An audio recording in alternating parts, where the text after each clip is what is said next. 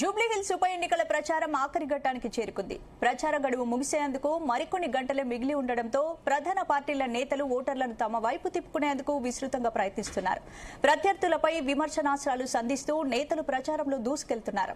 ఎర్రగడ్డలో KTR చివరి road show నిర్వహిస్తుండగా CM Revanth Reddy ఆదివారం మీట్ ది ప్రెస్ లో పాల్గొననున్నారు. హోరాహోరీ ప్రచారంతో జూబ్లీ హిల్స్ ట్రెండ్ ఆసక్తికరంగా మారింది. ఇదే అంశంపై ఇవాళ డిఎన్ఏలో మా ఎడిటర్ భరత్ డిస్కస్ చేద్దాం.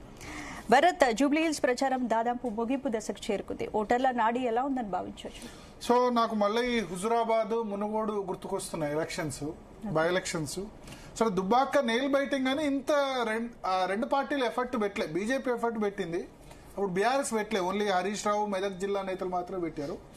బీఆర్ఎస్ నుంచి, కాంగ్రెస్ నుంచి, బీజేపీ నుంచి కూడా చాలా పెద్ద ఎత్తున ఎఫర్ట్స్ పెడుతున్నారు. మంత్రులు, ఎమ్మెల్యేలు అధికార పార్టీ నుంచి, బీఆర్ఎస్ లో మాజీ మంత్రులు, కేటీఆర్ అందరూ.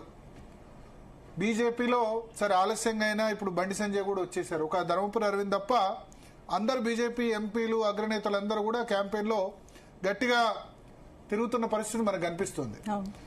సో అందుకనే బై ఎలక్షన్ అంటే తెలంగాణలో ఆ ఎలక్షన్ జరిగే ప్రాంతాల వాళ్ళకి కాసుల పంట అయిపోయింది.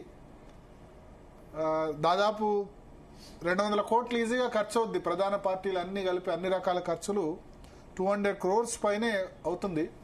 హుజురాబాద్ ఎలక్షన్ సంబంధించి రికార్డు ఇప్పుడు రేపు ఎల్లుండి తెలుస్తుంది ఓటుకు ఎంత ఇస్తారు అని చెప్పి.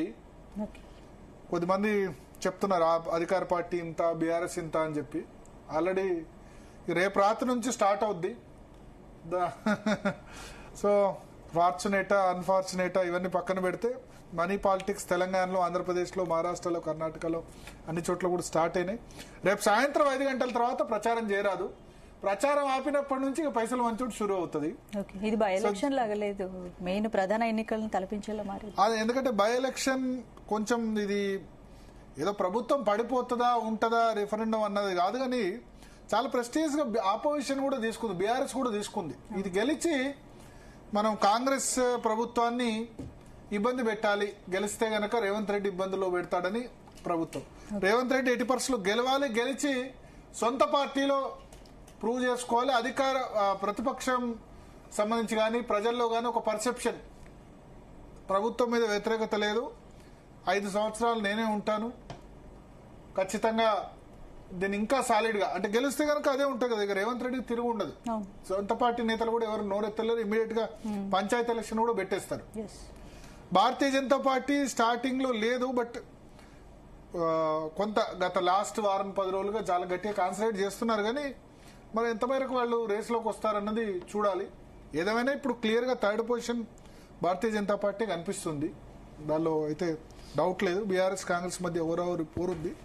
మాట్లాడదాం. మనతో పాటు సామ రామ్మోహన్ రెడ్డి గారు, media committee convener, TPCC, Revanth రెడ్డికి అత్యంత సన్నిహితుడు ఉన్నారు మనతో పాటు. అదేవిధంగా ప్రకాష్ రెడ్డి గారు భారతీయ జనతా పార్టీ నుంచి జాయిన్ అవుతారు. అడ్వకేట్ శరత్ గారు కూడా లైవ్ లో జాయిన్ అవుతున్నారు. సో ముందుగా సామ రామ్మోహన్ రెడ్డి గారు, మీకు ఏమంటారు? మీరు రేవంత్ రెడ్డికి అత్యంత సన్నిహితులు. రేవంత్ రెడ్డికి ఇది డూ ఆర్ డై ఎలక్షన్. ఇప్పుడు మీరు ట్వీట్ కూడా చేశారు, గెలుస్తున్నాం, ఇంకా కారు కేసీఆర్ ప్రచారానికి రావట్లేదు, కారు శీతలావస్థకు చేరడం ఖాయం, ఆ సెన్స్ లో ఏదో ట్వీట్ పెట్టినట్టున్నారు. యా భరత్ గారు, ముందుగా మీకు, సునీత గారికి, అదే జీ ప్రేక్షకులందరూ కూడా గుడ్ ఈవినింగ్. మా కాన్ఫిడెన్స్ ఫస్ట్ నుంచి ఉంది సార్. ఎందుకంటే కంటోన్మెంట్లో కూడా మేము ప్రగతి పదంలోనే మా ఫ్లోట్ చేసినటువంటి సంక్షేమాల మీదనే మేము మాట్లాడినాం. తర్వాత మా యొక్క ఆలోచనలను జనాలకు పంచుకొని మేము గెలిచినాం. కానీ బీఆర్ఎస్ పార్టీతో ఒకసారి మనం గమనించుకుంటే వాళ్ళు అసెంబ్లీ ఎన్నికలలో ఏదైతే ప్రచారం చేసిరో ఈ రోజు కూడా అదే ప్రచారం చేశారు. పెద్ద కొత్తగా లేదు కదా వాళ్ళు ప్రచారం చేసుకోనికి. గత 10 సంవత్సరాలలో ఏం చేసిరు అనేటటువంటి జూబ్లీ హిల్స్ లో ఈ రోజు కూడా అదే చెప్పుకునేటటువంటి పరిస్థితి. కానీ ఇక్కడ ఒకటి ఏంటంటే 39 సీట్లు గెలిచినటువంటి బీఆర్ఎస్ పార్టీ ఒకటి తగ్గి 38కి వచ్చింది. 38 వచ్చింది అని అంటే వాళ్ళ గ్రాఫ్ ఇట్లున్నది, ఒకటి తగ్గింది అంటే కిందికి ఉంది. మేము ఒకటి పెరిగినాం, మేము పైకి పోతున్నటువంటి వాళ్ళం, అంటే మా గ్రాఫ్ పెరుగుతున్నటువంటి. ఈ రోజు ఒకవేళ గిట్ట ఈ ఎన్నికలు అనేటటువంటిది కూడా కాంగ్రెస్ పార్టీ గెలిస్తే అసలు మన ఉనికే లేకుండా పోతాం అనేటటువంటి భయంలోకి బీఆర్ఎస్ పార్టీ పోవడము, వాళ్ళకు ఉంటున్నటువంటి అన్ని వ్యవస్థలను కూడా పాపం ఇన్ని రోజుల సంది 2 ఏళ్ల సంది పెంచి పోషిస్తున్నటువంటి యూట్యూబ్ ఛానల్ అయినా అనుకోండి, వాళ్ళ సోషల్ మీడియా మాధ్యమాలైనా అనుకోండి, లేకపోతే మీలాంటి ఛానళ్ళ లోగోలు కూడా పెట్టుకొని ప్రచారం చేసినటువంటి ఫేక్ ప్రచారాలే అనుకోండి. ఫేక్ చేస్తున్నారా? అన్నిట్లలో చేస్తున్నారు. ఈ రోజు వెలుగు పేపర్లో వచ్చింది చాలా స్పష్టంగా. నేను ఛానల్స్ మీద అసలు వాళ్ళ లోగోలు పెట్టేసేసి, ఈ రోజు V6 ఉంది, ఎగ్జాంపుల్ చెప్తున్నా, V6 ఉంది, వాళ్ళ అవతల లోగోలు పెట్టేసి వీళ్ళు దుష్ప్రచారాలు చేయడం. అంటే ఎంతకైనా దిగజారిపోయి ఎట్టి పరిస్థితుల్లో గెలవాలని చెప్పి ఏదైతే అసెంబ్లీ ఎన్నికలలో స్టంట్లు వేసిండ్రో అదే స్టంట్లు ఈ రోజు కూడా, అంటే అబద్దాలను నమ్ముకొని ముందుకు పోయేటటువంటి దాంట్లో బీఆర్ఎస్ పార్టీ ఉంది. కానీ మేము మాత్రం సంక్షేమాలు చెప్తున్నాం, అభివృద్ధి చెప్తున్నాం, చేసిందే చెప్తున్నాం, పారదర్శకంగా మేమున్నాం. నిజాయితీగా వ్యవహరించినటువంటి వ్యక్తులను గుర్తుపెట్టుకునేటటువంటి కల్చర్లో తెలంగాణ సమాజం ఎప్పుడు ఉంటుంది. కాబట్టి 10 ఏళ్లలో ఒక సన్న బియ్యం కూడా ఇవ్వలేనటువంటి వ్యక్తులు ఈ రోజు వచ్చేసేసి బండబూతులు నాయకులను తిట్టుకుంటా, ముఖ్యమంత్రి గారిని మాట్లాడుకుంటా, అసలు ఇదేదో బూతులు కేటీఆర్ అన్నారు. నేను ఎక్కడ బూతులు నేను తిట్టను అని చెప్పారు. బూతులు తిట్టింది నాకు రేవంత్ రెడ్డి అనిపిస్తుంది. ఇప్పుడు బూతులు తిట్టి చెత్త నా కొడుక అని అన్నారు సభలో. ఇప్పుడు వాడు వీడు అనేటటువంటి భాషని కేటీఆర్ గారు అనలేరా అని అంటే మళ్ళీ పాస్ట్ లెక్క పెట్టారు. బట్ ఈ క్యాంపెయిన్ లో కేటీఆర్ తిట్టినట్టు అనిపించలేదు. రేవంత్ రెడ్డి మొన్న చెత్త నా కొడుక అంటే తెల్లారు ఆయన. ఇప్పుడు మా ఇంటర్వ్యూలో కూడా అడిగాను నేను, ఈ బూతులు అంటే మా తండ్రి, నేను అసలు క్యాంపెయిన్ లో మా తండ్రి చెప్పారు. ఇన్ఫాక్ట్ మా ఇంటర్వ్యూ నడుస్తుండగా నేను ప్రేక్షకులతో కూడా షేర్ చేసుకోవాలి, కేసీఆర్ నుంచి కాల్ వచ్చింది కేటీఆర్. ఆ విషయం ఇంటర్వ్యూలో కూడా చెప్తారు, అర్జెంటుగా మాట్లాడాలని. ఆయన రిస్ట్రిక్ట్ చేశారు, అసలు ఎట్టి పరిస్థితిలో ఏమంటారు బూతులు మాట్లాడొద్దు, టెంప్ట్ చేసినా టెంప్ట్ కావద్దు అని చెప్పారు కేటీఆర్ సలహా. సరే, ఏదో ఇన్ఫాక్ట్ అంత ముందు రోజే ఈ సంఘటన రేవంత్ రెడ్డి చెత్త ఏరకపోతే ఎవరు చెత్త నా కొడుకు అని అన్నారు. నిన్న ముఖ్యమంత్రి గారి యొక్క ప్రెస్ మీట్ గిట్ట చూస్తే, మళ్ళీ రేపు కూడా ఉంది. సో ప్రెస్ మీట్ గిట్ట చూస్తే అసలు మేము అధికారంలోకి వచ్చినప్పటి నుంచి మనం ఏమేం చేసినాం, 10 సంవత్సరాల వాళ్ళు ఏమేం చేసిండ్రు, తర్వాత కేంద్రంలో అధికారంలో ఉంటున్నటువంటి బీజేపీ ఏం చేసింది, లేకపోతే బీజేపీ బీఆర్ఎస్ కలిసి ఇద్దరు కలిసి తెలంగాణను ఎట్లా నాశనం చేసిండ్రు, మనం వచ్చినాక ఢిల్లీకి ఇన్నిసార్లు తిరుగుకుంటా ఏమేం పనులు మనం చేసుకుంటా వచ్చినాము, అయినా కూడా కాళ్ళలో కట్టెలు పెట్టేటటువంటి ప్రయత్నాలు బీజేపీ బీఆర్ఎస్ ఎట్లా చేస్తా ఉన్నాయి. అందుకనే బ్యాడ్ బ్రదర్స్ అని చెప్పి నిన్న ముఖ్యమంత్రి గారు మాట్లాడడం జరిగింది.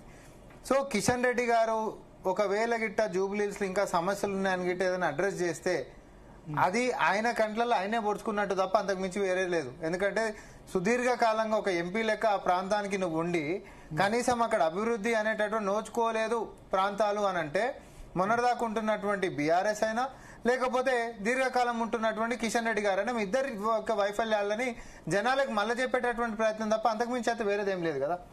సో మేమనేటటువంటిది ఏంటిది అని అంటే, మేము సంక్షేమాలు చెప్పినాం. ఇప్పుడు ప్రచారాలకు పోతున్నారు, ప్రతి ఇంటికాడ పోయి ఛాయో ఏదో తాగుతారు, ఫ్యాన్ వేసుకున్నా కూడా ఆ ఉచిత విద్యుత్ మేము ఇచ్చినటువంటిదే, లేకపోతే ఛాయ్ అయినా కూడా గ్యాస్ స్టవ్ 500 రూపాయలకు సిలిండర్ కూడా మేము ఇచ్చినటువంటిదే, లేదా ఒక భోజనం గిట్ట చేస్తే సన్నబియ్యం కూడా మేము ఇచ్చినటువంటిదే. సో సంక్షేమాల వ్యవహారంలో ప్రతి గడపని దాకినటువంటి దాన్ని అసలు ప్రజలనే ఒక చెడ్డవారి లెక్క చిత్రీకరించి చూపేటటువంటి ప్రయత్నాలు ఈ ప్రతిపక్షాలు చేస్తా ఉన్నాయి. భరత్ గారు ఎప్పుడన్నా మనకొకరు మేలు చేసిందో అని అంటే, మేలు చేసినటువంటి వాళ్ళది గుర్తు పెట్టుకుంటాము అనేటటువంటిది తెలంగాణ కల్చర్లో ఉంటుంది. గుర్తు పెట్టుకోవడం కాదు, గుండెలో పెట్టుకుంటాము అనేటటువంటిది తెలంగాణ ప్రజలలో ఉంటుంది. ఎందుకంటే అది ఉద్యమ సమయంలో కేసీఆర్ కొట్లాడిండు అనేటటువంటి దానికే వాళ్ళకి అవకాశం ఇచ్చిండ్రు. రాష్ట్రాన్ని ఇచ్చినందుకు ఇప్పుడు మనకు అవకాశం ఇచ్చిండ్రు, అభివృద్ధి బాటకు తీసుకుపోతున్నందుకు అవకాశం మీకే ఇస్తాం అనేటటువంటిది అటు పార్లమెంట్ లో కానీ కంటోన్మెంట్ ఉప ఎన్నికలో కానీ చూపించిండ్రు. సేమ్ రిజల్ట్ అనేటటువంటి ఈ రోజు జూబ్లీహిల్స్ ఉప ఎన్నికల్లో కూడా చూడబోతున్నాము. కానీ బీఆర్ఎస్ పార్టీ చేస్తున్నటువంటి దుష్ప్రచారాలు ప్రజలకు ఏమాత్రం కూడా సహించేది కాదు. చీ కొడుతురు అని మాట్లాడతారు, లేకపోతే ప్రజలు దగ్గర అనిస్తలేరు అని మాట్లాడతారు. దేనికోసం చీ కొడతారండి? దేనికోసం చీ కొడతారు? వాళ్ళ పిల్లల చదువుల కోసం. అరే ఈరోజు జూబ్లీహిల్స్ ఒకటే బడి ఉంది, ఎందుకు 10 సంవత్సరాల కనీసం బడులు పెట్టలేనటువంటి పరిస్థితి ఉంది? ఉన్నటువంటి ఆ బడులకు కూడా సకాలంలో ఒక పుస్తకాలు కానీ యూనిఫామ్లు కానీ ఇచ్చేటటువంటి పరిస్థితి ఎందుకు నోచుకోలేదు? గత 10 సంవత్సరాలలో రాష్ట్ర వ్యాప్తం మొత్తం కూడా ప్రభుత్వ పాఠశాలలు ఉన్నా కనీసం సకాలంలో ఒక బట్టలు ఇచ్చినటువంటిది కానీ పుస్తకాలు ఇచ్చినటువంటిది కానీ చరిత్ర గిట్ట బీఆర్ఎస్ పార్టీకి ఉందా?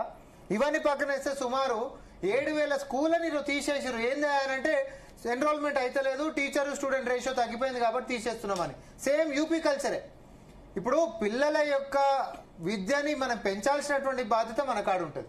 5,300 కోట్ల రూపాయల అభివృద్ధి జూబ్లీహిల్స్ లో చేశానని చెప్పి కేటీఆర్ మొన్న ప్రోగ్రెస్ రిపోర్ట్ రిలీజ్ చేశారు. ఇప్పుడు ప్రోగ్రెస్ రిపోర్ట్ ఎక్కడ ఏం వేసారు అనేటటువంటి దాంట్లో పెద్ద భాగం అంటే సింహభాగం ఏం చేసినా ఒకటి చూపెట్టని అడిగినాం మేము అడిగింది గిట్ట తప్ప సింహభాగం పేరుతో చెప్పు జనాలకి. ఇప్పుడు నేను 2,000 కోట్లు ఇచ్చినా 3,000 కోట్లు ఇచ్చినా మెట్రో నియోజకవర్గంలో మెట్రో ఏడుంది మెట్రో మేము చేసింది జూబ్లీహిల్స్ నియోజకవర్గంలో మెట్రో మేము చేసామంటారు.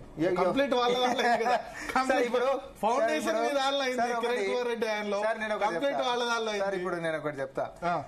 ఇప్పుడు ఏదైనా ఇప్పుడు పెద్దవాళ్ళకి పెన్షన్లే ఉన్నాయి, వితంతుల పెన్షన్లే ఉన్నాయి, లేకపోతే వికలాంగుల పెన్షన్లే ఉన్నాయి. ఇవన్నీ మేము వచ్చినాక చేసినామంటే అతుకుతుందా? ఎప్పటి నుంచో ఉంటున్నటువంటి సంక్షేమాలను కొనసాగిస్తే నీ ఖాతాలకు రాదు. అట్లనే ఎప్పుడో శాంక్షన్ గత ప్రభుత్వంలో శాంక్షన్ అయినటువంటి ఒక ప్రాజెక్టులు నువ్వు కంటిన్యూ చేసినా నీ దాంట్లోకి రావు. ఏదైనా సరే ఇప్పుడు మేమేమన్నాం, గోదావరి జలాలను కూడా మేము హైదరాబాద్ కి తెచ్చేటటువంటి ఆలోచన మళ్ళీ కొత్త మేము చేసినాం. సో నాకు ప్రశ్న ఏంటిదంటే మీ 10 సంవత్సరాలలో కొత్త వాటర్ సోర్స్ పాయింట్ అంటే ఇప్పుడు అంతకంటే ముందు ఉంటున్నటువంటి గోదావరి కృష్ణా నుంచి కాంగ్రెస్ పార్టీ సోర్స్ పాయింట్స్ నుంచి తాగనీకే నీళ్లు వస్తున్నటువంటివే తప్ప ఈ 10 సంవత్సరాలలో ఈ నగరానికి తాగేటటువంటి నీళ్ళకి కొత్త సోర్స్ పాయింట్ ఏదైనా తెచ్చిన. రామ్మోహన్ రెడ్డి గారు ఒక్క నిమిషం, sorry to disturb you. Payal Shankar గారు మనతో పాటు బీజేపీ డిప్యూటీ ఫ్లోర్ లీడర్ ప్రస్తుతం ఫోన్ లైన్ లో సిద్ధంగా ఉన్నారు. ఆయన మళ్ళీ సభలో పాల్గొనాలి, మన కోసం ప్రత్యేకంగా వచ్చారు. ఎస్ పాయల్ శంకర్ గారు నమస్తే అండి. నమస్తే. ఏంటి ఇవాల్టి సిచ్యువేషన్ లో బీజేపీ ఎక్కడ ఉంది అంటే? భరత్జీ, జూబ్లీ హిల్స్ ప్రజలంతా ప్రతి విషయాన్ని గమనిస్తా ఉన్నారు. కాంగ్రెస్ పార్టీ టిఆర్ఎస్ పార్టీ మాట్లాడుతున్నటువంటి మాటలన్నీ కూడా ఈ రోజు హిందువులంతా కూడా గమనిస్తా ఉన్నారు. ఈ రోజు కేవలం ఒక ఉప ఎన్నిక కొరకు దేశ సైనికుల్ని కించపరిచినటువంటి రాష్ట్ర ముఖ్యమంత్రి మాటలంతా కూడా తెలంగాణ రాష్ట్రం అంతా కూడా ఈ రోజు చర్చ జరుగుతా ఉంది. ఈ రకంగా ఒక ఓట్ల కొరకు వాళ్ళు దిగజారి మాట్లాడుతున్నటువంటి మాటలు చూస్తే ఖచ్చితంగా రేపు వచ్చేటటువంటి రిజల్ట్ భారతీయ జనతా పార్టీ వైపే రాబోతా ఉంది. ఎక్కడికి వెళ్ళినా కూడా ఈరోజు ప్రజలు చర్చిస్తా ఉన్నారు. ఏ సభలకు వెళ్ళినా కూడా ఇప్పుడే ఒక 15 నిమిషాల క్రితం జరిగినటువంటి ఒక సభలో బండి సంజయ్ గారు అక్కడ మాట్లాడుతున్నప్పుడు అక్కడ జనం నుంచి వచ్చినటువంటి స్పందన దానికి దర్శనం.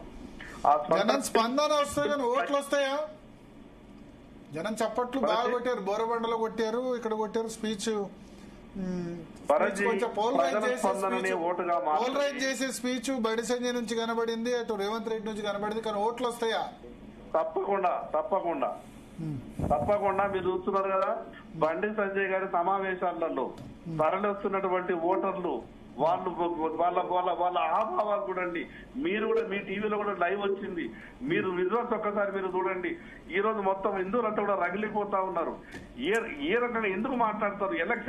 ఎన్నికల తీరు జరగాల తప్పితే ఈ రోజు ఒక రాష్ట్ర ముఖ్యమంత్రి దిగజారి మాట్లాడినటువంటి మాటల్ని ప్రతి ఒక్కరు కూడా ఈ రోజు ఇప్పుడు రేవంత్ రెడ్డి ముస్లిం ఓటు అంటారు, మీరేమో హిందూ ఓటు. ఇద్దరు ఇక మిగతా సెక్షన్ లో ఓట్లు అడుగుతలేరు, వాళ్ళు హిందూ ఓట్లు అడుగుతలేరు, మీరు జూబ్లీ హిల్స్ ప్రజలంతా ఏ ఇంటికి వెళ్ళినా మేము ఓటు అడగడానికి మేము ఇంటింటికి వెళ్ళినప్పుడు హిందువులు ఈ రోజు రగిలిపోతూ మాట్లాడుతూ ఉన్నారు. ఏమైంది? 1,00,000 ఓట్లు కొరకు ఈ రోజు 3 లక్షల హిందువులని అవమానపరిచే విధంగా మాట్లాడతారా? ఈ రోజు అసలు హిందువుల ఇళ్ల దగ్గరికి వెళ్ళడం అవసరం లేదని కాంగ్రెస్ పార్టీ మాట్లాడుతుంది, హిందువుల ఓట్లే అవసరం లేదని టీఆర్ఎస్ పార్టీ మాట్లాడుతుంది. అంటే కేవలం మైనార్టీ ఓట్ల మీద అట్లా హిందువుల ఓట్ల అవసరం లేదని ఎక్కడన్నా వాళ్ళు గల్లీలలో మాట్లాడు పెద్ద నాయకులు అయితే పోనీ గల్లీలలో కాంగ్రెస్ టీఆర్ఎస్ పార్టీ నాయకులు మాట్లాడే స్థాయికి దిగజారింది. ఈ రోజు పెద్ద నాయకులు మాట్లాడుతున్నారు, గల్లీ నాయకులు మాట్లాడుతూ ఉన్నారు. అంటే ఈ జూబ్లీ హిల్స్ లో ఉన్నటువంటి 3 లక్షల మంది హిందూ ఓటర్లని ఆ రకంగా అవమానిస్తున్నటువంటి ప్రతి హిందూ ఈ రోజు గమనిస్తా ఉన్నాడు. ఓకే. సో సరే, ఇవన్నీ మరి ఓట్లో ఎంత మేరకు ట్రాన్స్ఫార్మ్ అవుతాయి? పూర్తిగా డిపాజిట్ రాదని కేటీఆర్ అంటున్నారు, డిపాజిట్ రాదని రేవంత్ రెడ్డి అంటున్నారు. ఖచ్చితంగా రాదు. 100% హిందువులంతా జూబ్లీ హిల్స్ లో టీఆర్ఎస్ కాంగ్రెస్ పార్టీకి గట్టి గుణపాఠం చెప్పబోతా ఉన్నారు. ఓకే, కానీ మీరు గుణపాఠంగా డిపాజిటే రాదంటున్నారు.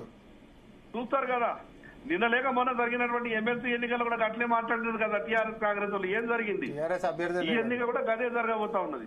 ఓకే, అంటే లేక మొన్న జరిగినటువంటి ఎమ్మెల్సీ ఎన్నికలు కూడా గట్లనే విర్రవీగింది. ఏం జరిగిందో పార్టీ మొత్తం ఒక్క తాటిలో లేదు. క్యాంపెయినింగ్ లో బండి సంజయ్ 6వ తేదీ వరకు లేరు చెప్తున్నాయి. మేము ఎంత బోకస్ సర్వే చేసినా కూడా ప్రజల్లో భారతీయ జనతా పార్టీ గురించి చర్చ జరుగుతున్నది. బండి సంజయ్ గారు ప్రచారం మొదలై మొత్తం వాతావరణం మారిందని ఈరోజు ప్రజలు సర్వేలకు చెప్తా ఉన్నాయి. సర్వేలను మేనేజ్ చేసి సర్వేలకు డబ్బులు ఇచ్చి సోషల్ మీడియాలో బోకస్ సర్వేలు పెట్టే ప్రయత్నం చేసినా కూడా ఈ రోజు సర్వే ఏజెన్సీలు వాళ్ళకి చెప్తున్నాయి కాంగ్రెస్ టీఆర్ఎస్ పార్టీకు. మేము ఎంత బోకస్ చెప్పే ప్రయత్నం చేసినా కూడా ఓటరు ఓపెన్ గా మాట్లాడుతా ఉన్నారు. బండి సంజయ్ గారు ప్రచారంలో దిగిన తర్వాత మొత్తం కూడా వాతావరణం మారిపోయిందని సర్వే రిపోర్ట్ లో ఈరోజు టీఆర్ఎస్ కాంగ్రెస్ పార్టీకి చెప్తారు. డిపాజిట్లు అన్నీ వచ్చాడు, బండి గారు దిగిన తర్వాత ఆ డిపాజిట్లు కూడా పోయినాయి. వాళ్ళ వాతావరణం ఎంత మారిందంటే రామ్మోహన్ రెడ్డి గారు అంటారు రాకముందు డిపాజిట్ వచ్చేది, ఇప్పుడు వచ్చిన తర్వాత వచ్చే డిపాజిట్ కూడా పోయింది. కనీసం ఆ సర్వే వాళ్ళకి పైసలు ఇస్తే మాది వస్తుందని చెప్తున్నారంటే క్రెడిబిలిటీ పోతుంది సార్, మేము చెప్పలేమని 3 లక్షల హిందువుల ఓటర్లని అవమానపరిచే విధంగా మాట్లాడినటువంటి కాంగ్రెస్ టీఆర్ఎస్ పార్టీకి డిపాజిట్ రాకుండా చేయాలని ఆలోచిస్తా ఉన్నారు. పాయల్ శంకర్ గారు, ఇప్పుడు గత ఎన్నికల్లో జూబ్లీహిల్స్ లో బీజేపీకి వచ్చిన ఓట్ల శాతం ఈసారి ఎంత పెరుగుతుంది అనుకుంటున్నారు? ఓట్ల శాతం పెరగడం కాదు, జూబ్లీహిల్స్ లో భారతీయ జనతా పార్టీ గెలవబోతున్నది. జూబ్లీహిల్స్ లో భారతీయ జనతా పార్టీ గెలవబోతున్నది. ఓకే ఓకే ఓకే ఓకే కానీ నాయకత్వం అంతా ఒకతాటి మీద ఉందా? పూర్తి ఒకతాటిగా ఉంది. భారతీయ జనతా పార్టీ నాయకత్వం అంతా ఒకతాటి మీదే ఉన్నది. కిషన్ రెడ్డి గారు నోడగొట్టడానికి కిషన్ రెడ్డి మీద మిగతా వాళ్ళందరూ సాయ నిరాకరణ చేస్తున్నారంటారు. ఆయన ఎవరి మీద ఎవరు సాయ నిరాకరణ ఉండదు. భారతీయ జనతా పార్టీ క్రమశిక్షణ పార్టీ. క్రమశిక్షణ మన కార్యకర్తలు ఉంటారు, నాయకులు కార్యకర్తలంతా కూడా ఒకే లైన్ మీద ఉంటారు. ఎక్కడ కూడా మిగతా రాజకీయ పార్టీల పరిస్థితి ఉండదు. ఓకే ఓకే ఓకే అంటే వాళ్ళ అంతర్గత కలహాలతోటి బండి సంజయ్ గారు ఎట్టి పరిస్థితుల్లో కిషన్ రెడ్డి గారికి కనీసం చెప్పుకోదగ్గటువంటి ఓట్లు వచ్చినా కూడా ఆయన పేరు ఉంటదేమో అనుకుని అది కూడా రానియకుండా ఎంత చేయాలో అంత చేస్తారు. అది వారి యొక్క అంతర్గత కళలు ఉండొచ్చు. కానీ ఈరోజు నిజంగానే ఒక సర్వే సంస్థలకి నిజంగానే పాయల్ శంకర్ గారు చెప్పినట్టుగా డబ్బులు ఇచ్చి మాకు కొంచెం ఓట్లు వస్తున్నాయేమో చెప్పురా నాయన అంటే కూడా మా క్రెడిబిలిటీ దెబ్బతింటది సార్. రానప్పుడు మేము ఏం చెప్తామని పారిపోతున్నటువంటి పరిస్థితి. భారతీయ జనతా బండి సంజయ్ గారు భారతీయ జనతా నిబద్ధతతో పనిచేసేటటువంటి నాయకుడు. భారతీయ జనతా పార్టీ నిబద్ధతతోటి కిషన్ రెడ్డి గారిని మూలకు పంపించేటటువంటి నాయకుడు. ఇప్పుడు బీజేపీ అనేటటువంటి దానికి ఈ రోజు నిజంగానే ఫస్ట్ కెంచి కూడా ఎందుకు అభ్యర్థి యొక్క ప్రకటన దగ్గర నుంచి ఆలస్యం చేసి బీఆర్ఎస్ పార్టీకి ఎంత మద్దతు చేయాలో పరోక్షంగా అంత మద్దతు చేస్తున్నారు. ఆ రకంగా సోషల్ మీడియాలో దుష్ప్రచారం చేసే ప్రయత్నం చేసింది కాంగ్రెస్ టీఆర్ఎస్ పార్టీ. ఈ రోజు వాళ్ళకి అర్థమైంది కదా. ఇప్పుడు ముఖ్యమంత్రి గారు అడిగినటువంటి ప్రశ్నలకి బీజేపీ ఇప్పటిదాకా కూడా జవాబులు చెప్పలే. సిబిఐ విచారణ కాళేశ్వరం అనేది సిబిఐకి ఇస్తే 48 గంటలలో లోపటేస్తామన్నారు. ఇప్పటిదాకా ఎక్కడ పోయింది అని చెప్పి ఫోన్ ట్యాపింగ్ మీద గవర్నర్ గారి దగ్గర పెండింగ్ ఉందని చెప్పి అన్నారము. 5,000-6,000 కోట్ల ప్రాజెక్టు గురించి కాదు. ఈ రాష్ట్ర ముఖ్యమంత్రి గారు కదా, ముఖ్యమంత్రి కాకముందు చెప్పిండు 1,00,000 కోట్లు అవినీతి జరిగింది, దాంట్లో కాళేశ్వరం పూర్తిగా దాని మీద విచారణ కావాలన్నారు. రాష్ట్ర శాసనసభలో చర్చ మీకు నిబద్ధత ఉంటే కోటి రూపాయలు అవకతవక జరిగిన లోపలేయచ్చు. అంటే ఇప్పుడు ఏంది సిబిఐకి ఇచ్చింది కాబట్టి 1,00,000 కోట్లు కనిపించలేదు, 9,000 కోట్లు ఉన్నాయి కాబట్టి మేము కేటీఆర్ అరెస్ట్ చేయమని చెప్తారు అంతే కదా. మీద కాదు 1,00,000 కోట్ల మీద కాళేశ్వరం మొత్తం నువ్వు చెయ్యి. సిబిఐకి లిమిటేషన్ ఏమి ఉండదు కదా, సిబిఐకి లిమిటేషన్ ఏమి ఉండదు. పాయల్ శంకర్ గారు సిబిఐకి లిమిటేషన్ ఏమి ఉండదు. మీరు చేయండి విచారణ, పూర్తి చేస్తాం తప్పకుండా. ఈరోజు కాంగ్రెస్ పార్టీ టీఆర్ఎస్ పార్టీతో మిలాఖత్ అయింది. ఈ రోజు ముట్ట చెప్పిండ్రు. సిబిఐ విచారణ కేంద్రం కింద ఉందా మా కింద ఉందా? దానా కాడికించి ఈడీ కాడికించి మొదలు పెట్టుకుంటే కాళేశ్వరం సిబిఐ దాకా అన్ని మీ కాడున్నాయి. ఈ రాష్ట్రం గంప కింద కోడి కింద కోడి పిల్లలు పొదినట్టు పొదుగుతున్నారు బీఆర్ఎస్ వాళ్ళు. కాంగ్రెస్ పార్టీ ఈ రాష్ట్రంలో ఒక టీఆర్ఎస్ పార్టీ నాయకుడిని అరెస్ట్ చేసిందా? గత 10 సంవత్సరాల్లో బీజేపీ అనేది బీఆర్ఎస్ పార్టీ కల్వకుంట్ల కుటుంబం మీద ఒక్క ఎఫ్ఐఆర్ అనే ఫైల్ చేసిందా? ఇన్ని అవినీతి అని చెప్పి మీరు కూడా ఆరోపిస్తా ఉన్నారు. ఒక్క ఎఫ్ఐఆర్ 10 ఏళ్లలో కాంగ్రెస్ పార్టీ అధికారాన్ని పంచుకున్నటువంటి చరిత్ర ఉన్నది. మీరు శారీరకంగా దూరం ఉండొచ్చు కానీ మీ ఆత్మలంతా ఒకటే. BJP plus TRS equal to ఎప్పుడైతే బీఆర్ఎస్ అయిందో, BJP plus TRS equal to ఎప్పుడైతే బీఆర్ఎస్ అయిందో, మీరు వ్యక్తులు మాత్రమే సపరేట్ గా ఉన్నారు తప్ప మీ ఆత్మలు మాత్రం ఒకటిగానే పనిచేస్తాను కదా ఈ రాష్ట్రంలో. ఇప్పుడు ఇన్ని కేసులు అనగానేమో ఫస్ట్ ఏమో సిబిఐకి ఇవ్వాలని చెప్పి నానా హడావిడి చేసిండ్రు. సిబిఐకి ఇచ్చిన తర్వాత 9,000 కోట్లే అని చెప్పి మాట్లాడుతుండ్రు. ఇప్పుడు ఒక్క ఎందుకు double standards? Congress party TRS పార్టీని కాపాడుతా ఉన్నది. ఏమైంది హరీష్ రావు గారి పాల కుంభకోణం మీద, ఏమైంది టెలిఫోన్ ట్యాపింగ్ మీద, భూముల కబ్జా గురించి ఏమైంది, ఈ భూముల కబ్జా గురించి ఏమైంది, స్థానిక కేసు ఏమైంది, రాష్ట్ర ముఖ్యమంత్రి గారు ముఖ్యమంత్రి కాకముందు పిసిసి అధ్యక్షునిగా మల్కాజ్గిరి ఎంపీగా మాట్లాడినటువంటి మాటలని ఒక్కసారి మీరు రికార్డ్ అయి చూడండి. ఏం మాట్లాడిండు, ఈరోజు ముఖ్యమంత్రి అయిన తర్వాత ఏం చేసిండు, ఏ ఒక్క టీఆర్ఎస్ పార్టీ నాయకుడినైనా కనీసం ఎఫ్ఐఆర్ చేసిండ్రా? ఆ రకంగా సహకరిస్తున్నది కాంగ్రెస్ పార్టీ. విచారణ చేయండి, అధికారులు జైల్లో ఉన్నారు, బెయిల్ మీద బయటకు వచ్చిండ్రా? ఎట్లా పాయల్ శంకర్ అన్న మీరు కూడా ఇట్లా మాట్లాడితే, లైవ్ లో ఉండి ఇట్లా అబద్ధాలు మాట్లాడితే ఎట్లా? ఇప్పుడు హెచ్ఎండిఏ కుంభకోణం దగ్గర నుంచి మొదలు పెట్టుకుంటే ఫోన్ ట్యాపింగ్ వ్యవహారం అయినా, కాళేశ్వరం వ్యవహారం అయినా, ఇప్పుడు అధికారుల మీద చర్యలు తీసుకున్నారు మేము కదా, జైల్లోకి పోలేదు అధికారులు. తర్వాతనే కదా నత్తనడకనే సాగుతుంది, మాకు ఇస్తే వేగవంతం చేస్తాం, రాకెట్ స్పీడ్ తోటి కల్వకుంట్ల కుటుంబాన్ని లోపలేస్తాం అని బీజేపీ అన్నది. కాబట్టి సిబిఐకి మేము కాళేశ్వరం ఇచ్చినాం, కానీ మీరు 48 గంటల లోపేటేస్తాం అన్నారు. ఈరోజు ప్లేట్ ఫీర్ చేసేసి మాట్లాడితే అవినీతి జరిగిందని కేవలం ఒక మేడిగడ్డ బ్యారేజ్ మీద ఎంక్వైరీ కడుగుతారా? పోనీ దాని మీద తర్వాత మాట్లాడదాం. 6,000 కోట్ల రూపాయల ప్రాజెక్టు మీద ఎంక్వైరీ అడిగి 1,00,000 కోట్ల అవినీతిని బయటకు తీయమని చెప్తారా? అవునన్నా, సిబిఐకి హద్దులున్నాయేమన్నా? విచారణ ఎంత లోపలికైనా పోవచ్చు. మీరు సిబిఐ విచారణతో లోపడండి, ఫస్ట్ లోతుగా విచారణ చేయండి. 6,000 కోట్ల ప్రాజెక్టు మీద 6,000 కోట్ల బ్యారేజ్ మీద ఈరోజు ఎంక్వైరీ అడిగి, 6,000 కాదు 1,00,000 కోట్ల కుంభకోణం ఉందని సిబిఐ దర్యాప్తు చేయండి. మీ బాల్ మీ కోర్టులో ఉందంటున్నా నేను. రాష్ట్ర ప్రభుత్వం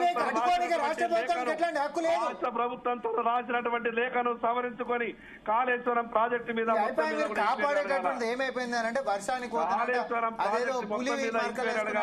రాష్ట్ర ప్రభుత్వం కాంగ్రెస్ పార్టీ అంటారు కదా చాటుకోవాలంటే మొత్తం కాళేశ్వరం ప్రాజెక్టు మీద మీ రంగు బయటపడ్డారు. బీజేపీ బీఆర్ఎస్ పార్టీని పాయల్ శంకర్ గారు ఏంది సభకు పోతున్నారా? నేను డయాస్ మీదకి వెళ్తున్నా సభలో. Okay okay okay okay thank you. So మనతో పాటు చర్చలో శరత్ గారు ఉన్నారు, తెలంగాణ విఠల్ గారు కూడా ఉన్నారు. శరత్ గారు సార్, ఏంది ఇవాళ 2 days ఇంకా అంతే, అంటే రేపటికి ప్రచారం అయిపోతుంది. ప్రచారం అయిపోతే ఇక పంచుడు షురు, ఆ తర్వాత 11 పోలింగ్. ఏంది యాజ్ అండ్ టుడే పక్క నియోజకవర్గంలోనే ఉంటారు మీరు, శేర్లింగంపల్లె అంతేనా మీరు? శేర్లింగంపల్లి ఎట్లా అనిపిస్తుంది? ఒక్కటండి, ఇప్పుడు ఈ ఏదైతే ఎన్నికలు జరగబోతున్నాయో జూబ్లీ హిల్స్ లో, ఇది Revanth Reddy versus Jubilee hills ప్రజల ఎన్నిక అండి. జూబ్లీ హిల్స్ ప్రజలు డిసైడ్ చేయాలి ఎట్లాంటి పొలిటికల్ కల్చర్ ని ఈ రాష్ట్రంలో తీసుకురావాలా. అంటే ఈ రకంగా, అంటే ఏ పార్టీ ఐడియాలజీ పట్ల గాని, పార్టీకి సేవ చేయడం గాని ఏం చేయకుండా లాస్ట్ మినిట్ లో రావాలి, డబ్బులు ఇవ్వాలి, సీట్లు ఆక్షన్ లో కొనుక్కోవాలా, టికెట్ తెచ్చుకోవాలి, నిజమైన కాంగ్రెస్ కార్యకర్తల నెత్తి మీద డాన్స్ చేయాలా అనేది ఒక రకమైన రాజకీయం. రెండోది, chief electoral officer whoever is here, ఆయన he is utterly failed to conduct the proceedings as of now. He is absolutely failure. I'm telling you very frankly, mister Sudarshan Reddy is a damp squib. ఒక రకంగా ఈనాడు గనక మనం నిష్పక్షపాతంగా గమనిస్తే, ఎంతైతే stringent గా BRS పట్ల పోలీస్ యంత్రాంగం గాని, ఎలక్షన్ అథారిటీస్ గాని ఉన్నారో, అంత స్టింజెంట్ గా కాంగ్రెస్ వాళ్ళ పట్ల లేరు. మూడోది, ఇప్పుడు ఇంకొక ముఖ్యమైన విషయం ఏంటంటే, ఒకవేళ ఏ పరిణామాల్లో అయినా గనక ఒకవేళ కాంగ్రెస్ పార్టీ బీజేపీ ఇక్కడ జూబ్లీహిల్స్ లో గెలిస్తే, బలహీన వర్గాల వాళ్ళ ఉద్యమాన్ని బొందబెడతాడు. బలహీన వర్గాల వాళ్ళంతా మా వెంటే ఉన్నారు, వాళ్ళు చూడు మేము వాళ్ళని సాధించినాం, టికెట్ మేము బలహీన వర్గాల వాళ్ళకి ఇచ్చినాం అని. అయితే ఇప్పుడు ఈ నవీన్ యాదవ్ ను బలహీన వర్గాల ఉద్యమంలో ఉద్యమ సారథి అందామా, ఉద్యమ కార్యకర్త అందామా, లేదా బలహీన వర్గాల వాళ్ళ పట్ల ఎన్నడన్నా ఒక సానుభూతి వ్యక్తం చేసినాడా? కాంగ్రెస్ ఐడియాలజీ పట్ల ఉందా? అసలు ఏ రకంగా ఉంది? కాబట్టి ఒక రకంగా బీసీ ఉద్యమకారులు ఎవరైతే ఉన్నారో వాళ్ళకి ఇది లైఫ్ అండ్ డెత్ క్వశ్చన్. ఒక రకంగా రేవంత్ రెడ్డిని గెలిపిస్తే పంచాయతీ ఎన్నికలలో రేపు 42% రావడం అనేది అగమ్య గోచరము. ముఖ్యమంత్రి ఏం చెప్తాడు, వీళ్ళు గిట్టనే వరుతా ఉంటారు, వీళ్ళ వెనుక ప్రజలు లేరు, వీళ్ళు మనం ఇచ్చిన పంచాయతీ ఎలక్షన్ బీసీ రిజర్వేషన్ ఏం సంబంధం అంటే ఎందుకు ఇవ్వరు అంటారు? అలా కాదు. విషయం ఏంటంటే, ఫస్ట్ ఆఫ్ ఆల్ బీసీలు ఎటువైపు ఉన్నారు? బీసీలు కాంగ్రెస్ వైపు ఉన్నారా లేకపోతే బీఆర్ఎస్ వైపు ఉన్నారా అనే అంశం మీద రేవంత్ రెడ్డి తన ఓన్ ఇంటర్ప్రిటేషన్ చేస్తారు. బీసీ క్యాండిడేట్ కదా నవీన్ యాదవ్, బీసీ క్యాండిడేట్, మిగతా ఇద్దరు అప్పర్ క్యాస్ట్ సార్. అతను no he is nominally BC candidate. He is not a person who has worked for the interests of the BCs even within the Congress. Forget about other sections of the society. ఇవాళ విద్యా ఉపాధి అవకాశాలు అది ఇదని రామ్మోహన్ రెడ్డి బాగానే చెప్పినాడు. మరి ఫీజు రియంబర్స్మెంట్ మీద ఇంత రచ్చేందుకు? నిన్న ముఖ్యమంత్రి ప్రెస్ కాన్ఫరెన్స్ లో వాళ్ళని ఎందుకు బ్లాక్ మెయిల్ చేసినాడు, క్షణాల మీద వాళ్ళని ఎందుకు ఇచ్చేసినాడు, ఆ టాపిక్ కూడా మనం మాట్లాడుకోవాల్సి వస్తుంది. తర్వాత రెండోది ఏంది, సిబిఐ గురించి రామ్మోహన్ రెడ్డి గారు ఏదో మాట్లాడుతున్నారు, 48 hours లో ఏదో జరగాలి అది ఇదని. నేను అడుగుతున్నాను, have you ever gone through what is the CBI manual? CBI manual ఏం చెప్తుంది? ఒక విషయాన్ని, ఒక మల్టీ డైమెన్షనల్ స్కాండల్ ని సిబిఐ దృష్టికి తీసుకెళ్ళినప్పుడు as per the manual within 3 months లోపల 4 months లోపల they have to conduct a preliminary enquiry. They have to fix the responsibility as to who are required to be gone into. ఇదేదో పెద్ద అంటే చెరులో ఒక వల వేసేసి అన్ని చేపలను పట్టుకొని రావడం కాదు ఇన్వెస్టిగేషన్ అంటే. That to investigation by a CBI అని అన్నప్పుడు అదొక ప్రీమియర్ ఇన్స్టిట్యూషన్, దానికి ఫోకస్డ్ అటెన్షన్ ఉంటది. ఇప్పుడు అంత పెద్ద సుదీర్ఘమైన రిపోర్ట్ ఇచ్చారు, రిపోర్ట్ చదవకుండానే అసెంబ్లీలో మాట్లాడారు. రిపోర్ట్ యొక్క కాపీలే ప్రతిపక్షాలకు ఇవ్వలేదు. వీళ్ళకి ఏం మారల్ రైట్ ఉందండి? ఆనాడు శాసనసభ పెట్టి ఆ రిపోర్టును పెట్టి రచ్చ రామాయణం చేయాల్సిన అవసరం ఉంది. తర్వాత 2 సంవత్సరాల కాలం వృధా చేసేసి కాళేశ్వరం ప్రాజెక్టు మొత్తంగా ఇవ్వకుండా ఓన్లీ మేడిగడ్డ మాత్రమే ఇచ్చేసేసి ఎల్ఎన్టీ అనే ఒక సంస్థని వాళ్ళ బ్లాక్ మెయిల్ చేస్తున్న తీరు ఇది తెలంగాణ ప్రజానికం గమనించట్లేదంటారా, లేకపోతే అర్థం చేసుకోలేరంటారా?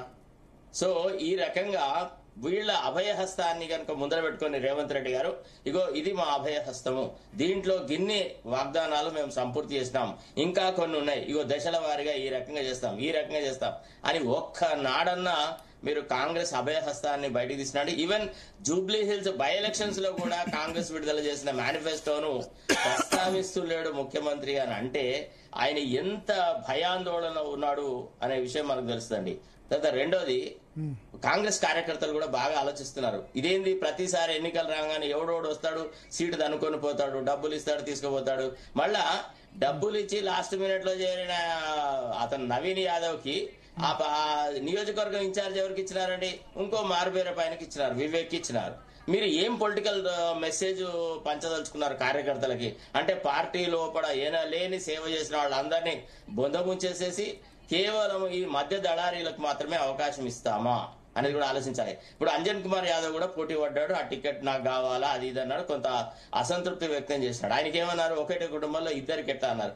మరి ఆ శాసనసభ నియోజకవర్గం క్యాంపెయిన్ ఇన్ఛార్జ్ వివేక్ వాళ్ళ కుటుంబంలో ఎంతమంది ఉన్నారు? కాంగ్రెస్ పార్టీ అధ్యక్షుడి కుటుంబంలో ఎంతమంది ఉన్నారు?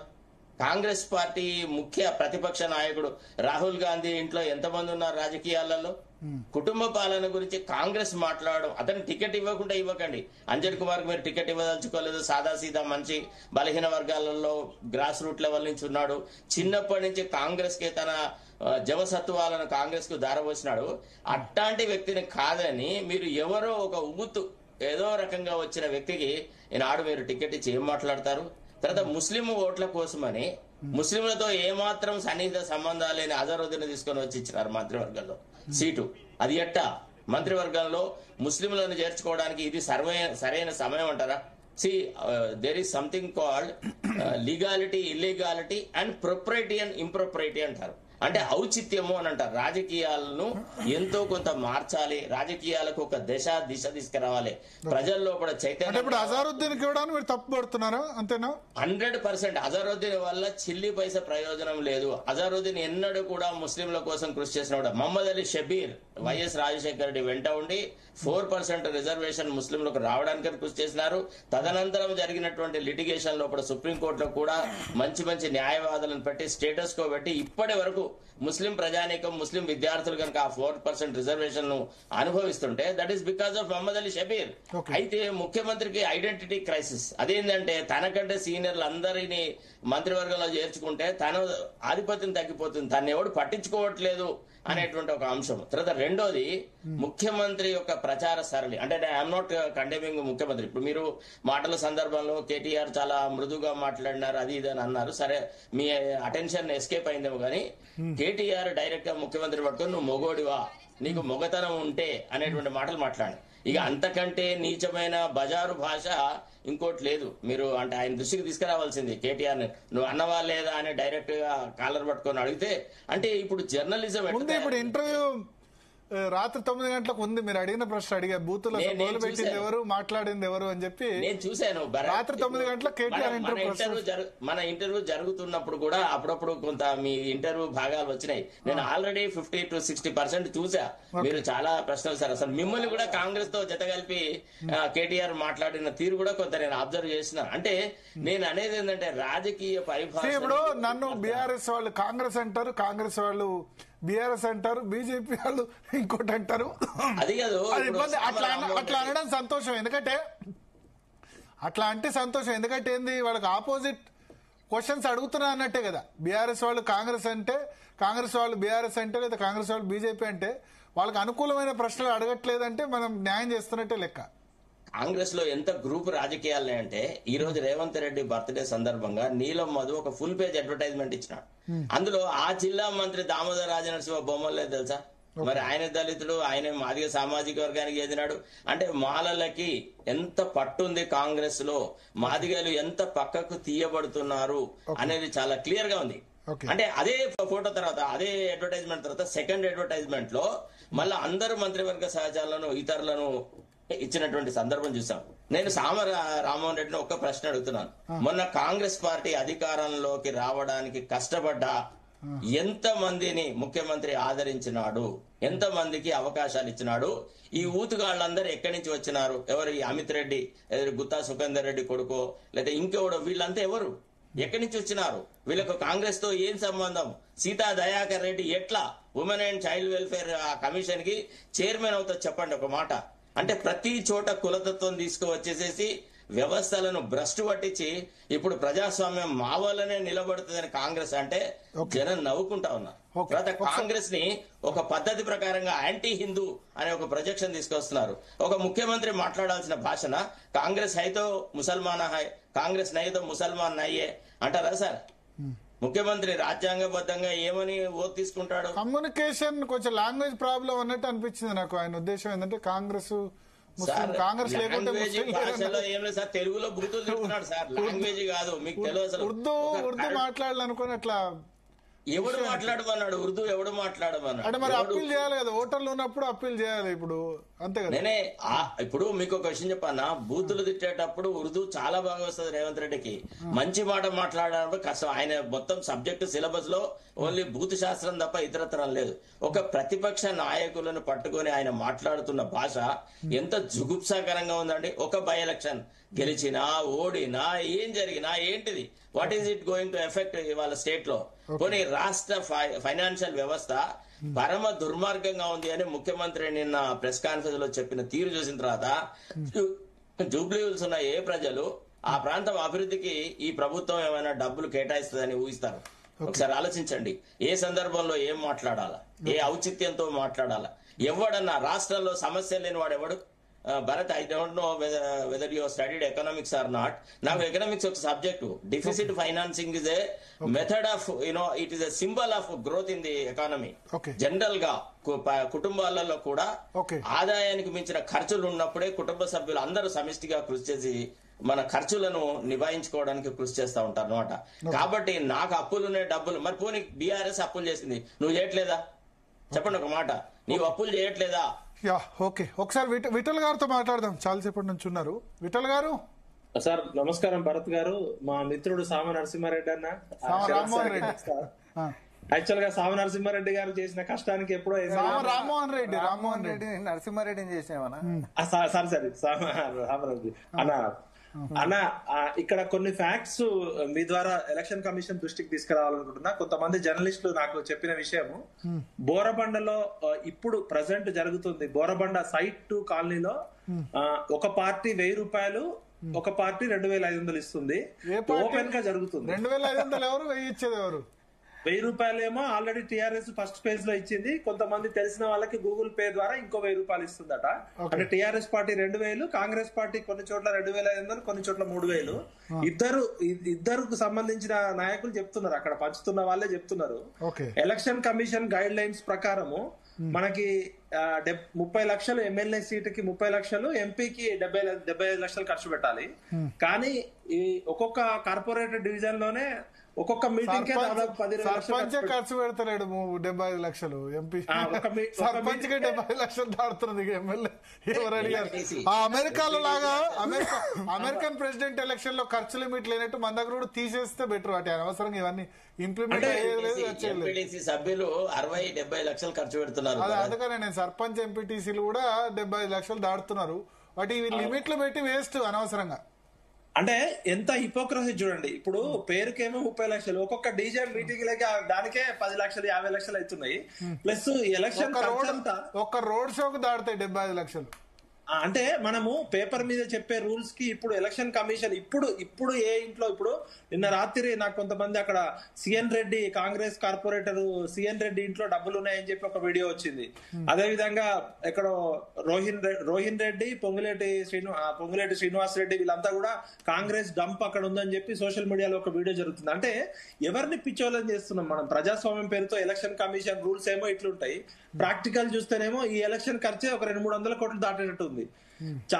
ఇప్పుడు గ్రౌండ్ రియాలిటీలో ఏంటంటే కొన్ని విషయాలు మీ ద్వారా ప్రజలకు తెలియాల్సింది ఏంటంటే, ఎలక్షన్ ఫెయిర్ గా జరుగుతుందా అని చూస్తే గల్ఫ్ కార్మికుల ఓట్లు దాదాపు 8,000 నుంచి 10,000 ఓట్లు, ప్లస్ జూబ్లీ హిల్స్ లో ఉన్న ఓటర్స్, బయట దేశాల్లో ఉన్న ఓటర్స్ మార్నింగ్ 8 to 10 మధ్య కొన్ని పార్టీ ఒక వర్గానికి చెందిన ఓట్లు వేసుకోవడానికి ప్లాన్ చేస్తున్నారని నాకున్న స్పష్టమైన ఆధారం ఉంది. అదే విధంగా వర్కింగ్ బాయ్స్ హాస్టల్స్ లో గానీ మన స్టూడెంట్స్ హాస్టల్స్ లో ఉన్న పిల్లల్ని హైదరాబాద్ లో ఉన్న వేరే ప్రాంతాల పిల్లల్ని తీసుకొచ్చి ఇక్కడ ఓటర్స్ గా చేర్పించారు. కొన్ని పార్టీల అభ్యర్థులు వేరే ప్రాంతాల్లో హైదరాబాద్ లో ఉన్న బాయ్స్ ని, కొంతమంది స్టూడెంట్స్ ని, కొంతమంది వర్కింగ్ పిల్లల్ని జూబ్లీ హిల్స్ నియోజకవర్గానికి ఓటర్లుగా మార్పించారని స్పష్టంగా చెప్తున్నారు. నిన్న కాక మొన్న ఒక 1,500 మంది స్టూడెంట్స్ తో ఒక పార్టీ నాయకులు మీటింగ్ పెట్టారు. నేను ఏమంటున్నా అంటే 2 పార్టీలు తక్కువేం కాదు, 2 పార్టీలు పోటాపోటీగా చేస్తున్నాయి. అట్లనే ఇంకొక ప్రధాన విషయము, మన బీహార్ ఎలక్షన్స్ లో ఒక సామాజిక వర్గానికి చెందిన వాళ్ళు, ఒక మతానికి చెందిన వాళ్ళు బుర్కాలు వేసుకొని వచ్చి దొంగ ఓట్లు వేస్తున్నారని చెప్పి election commission first time anganwadi women ని ప్రతి చోట కూడా 2 అంగన్వాడీ మహిళా వర్కర్లను పెట్టింది. ఆ రూల్ ఇక్కడ కూడా అమలు చేయాలని మీ ద్వారా ఎలక్షన్ కమిషన్ దృష్టికి కూడా తీసుకురాదు. ఎందుకంటే వాళ్ళ మత విశ్వాసాలు గాని సెంటిమెంట్ గాని దెబ్బతింటదని చెప్పి మన మహిళలు బుర్కా వేసుకొని వచ్చినప్పుడు అక్కడ మరియం వస్తుందా, బేగం వస్తుందా, సుల్తారా వచ్చిందా చెప్పలేము. కానీ ఇప్పుడు అదే అదనగా తీసుకొని దాదాపు ఒక 600 నుంచి 700 కుటుంబాల ఓట్లు ఓల్డ్ సిటీస్ నుంచి ఇక్కడికి చేర్పించారు అనేది స్పష్టమైన సమాచారం నా దగ్గర ఉంది. నేను ఏమంటున్నా అంటే, మనము గొంగట్లో కూర్చొని ఎంటికలు ఏరుకుంటున్నట్టు ఒకవైపు ఎలక్షన్ కమిషన్ రూల్స్ ఏమో పేపర్ మీద ఉంటాయి, రియాలిటీనేమో 100 కోట్లు ఖర్చు జరుగుతుంటది. ఎలక్షన్ ఫెయిర్ అండ్ ఫ్రీగా జరగాలని చెప్తుంటాం, అంతా అడావుడు చేస్తుంటాం. ఓపెన్ గా మార్నింగ్ 8 to 10 ఒక వర్గానికి చెందిన వాళ్ళు మేము ఓట్లు కొట్టేసిపోతాం, ఎవరేం చేస్తారని చెప్తున్నారు. దీన్ని దయచేసి ఎవరి తరపున కొడతారు, ఎవరి తరపున కొట్టేస్తారు? కాంగ్రెస్ అది మీకు తెలుసు, నాకు తెలుసు. ఇప్పుడు ఓల్డ్ సిటీ నుంచి ఏ వర్గానికి చెందిన వాళ్ళు వస్తారు, ఏ పార్టీకి ఓట్లు వేస్తారు అనేది ఓపెన్ సపోర్ట్ తో కాంగ్రెస్ అంతేనా? ఇప్పుడు రాజేందర్ నగర్ లో బీఆర్ఎస్ లో జాయిన్ కాలేదా అండి? అట్లాంటి రాజేందర్ నగర్ సల్మాన్ ఖాన్ రాజేందర్ నగర్ లో నేను జర్నలిస్ట్ గా ఉన్నప్పుడు సర్వేశ్వర్ రెడ్డి గారు అని ఏసీపీ గారు, మీరు రేపు కావాలంటే లైన్ లో తీసుకోండి, ఓపెన్ గా మార్నింగ్ 8 to 10 గుద్దుకుంటుంటే కూడా ఎవరేం చేయట్లేదు. అంటే మన వ్యవస్థలో లోపం ఉంది. ఆ పార్టీ ఈ పార్టీ అని నేను అనట్లేదు. దీన్ని ఫెయిర్ అండ్ ఫ్రీ ఎలక్షన్ గా చేయాలని కోరుకుంటున్నాం, ప్రజాస్వామ్యాన్ని రక్షించాలని కోరుకుంటున్నాం. ఇక జూబ్లీ హిల్స్ ఎలక్షన్ కి వస్తే ఇదేదో మొత్తం తెలంగాణ ఎలక్షన్ కన్నా ఎక్కువ నెరేటివ్ గా మీడియా మొత్తం ఇక్కడే ఫోకస్ పెట్టి ఈ జూబ్లీ హిల్స్ ఎలక్షన్స్ వేరే మార్గం లేదు. మంత్రులందరూ మరి ఎక్కడనే ఉన్నారు, వాళ్ళు టూర్ చేస్తే ఎక్కడ బయటకు పోతే చేస్తాం. టీఆర్ఎస్ మొత్తం ఇక్కడనే ఉన్నది, బీజేపీ మొత్తం ఇక్కడనే ఉన్నది. ఏం నెరేటివ్ సెట్టింగ్ లో మన ఎవరు నవీన్ యాదవ్ వర్సెస్ పబ్లిక్ కూడా అదే చూస్తున్నారు. పబ్లిక్ కూడా మాకు ఫోన్ చేసి ఇప్పుడు లైవ్ నడుస్తున్నా కూడా జూబ్లీ హిల్స్ లో ఎవరు గెలుస్తారని అడుగుతున్నారు. మీడియా ఏంది, వ్యూవర్షిప్ ఎక్కడ ఉంటే మీడియా అంతే.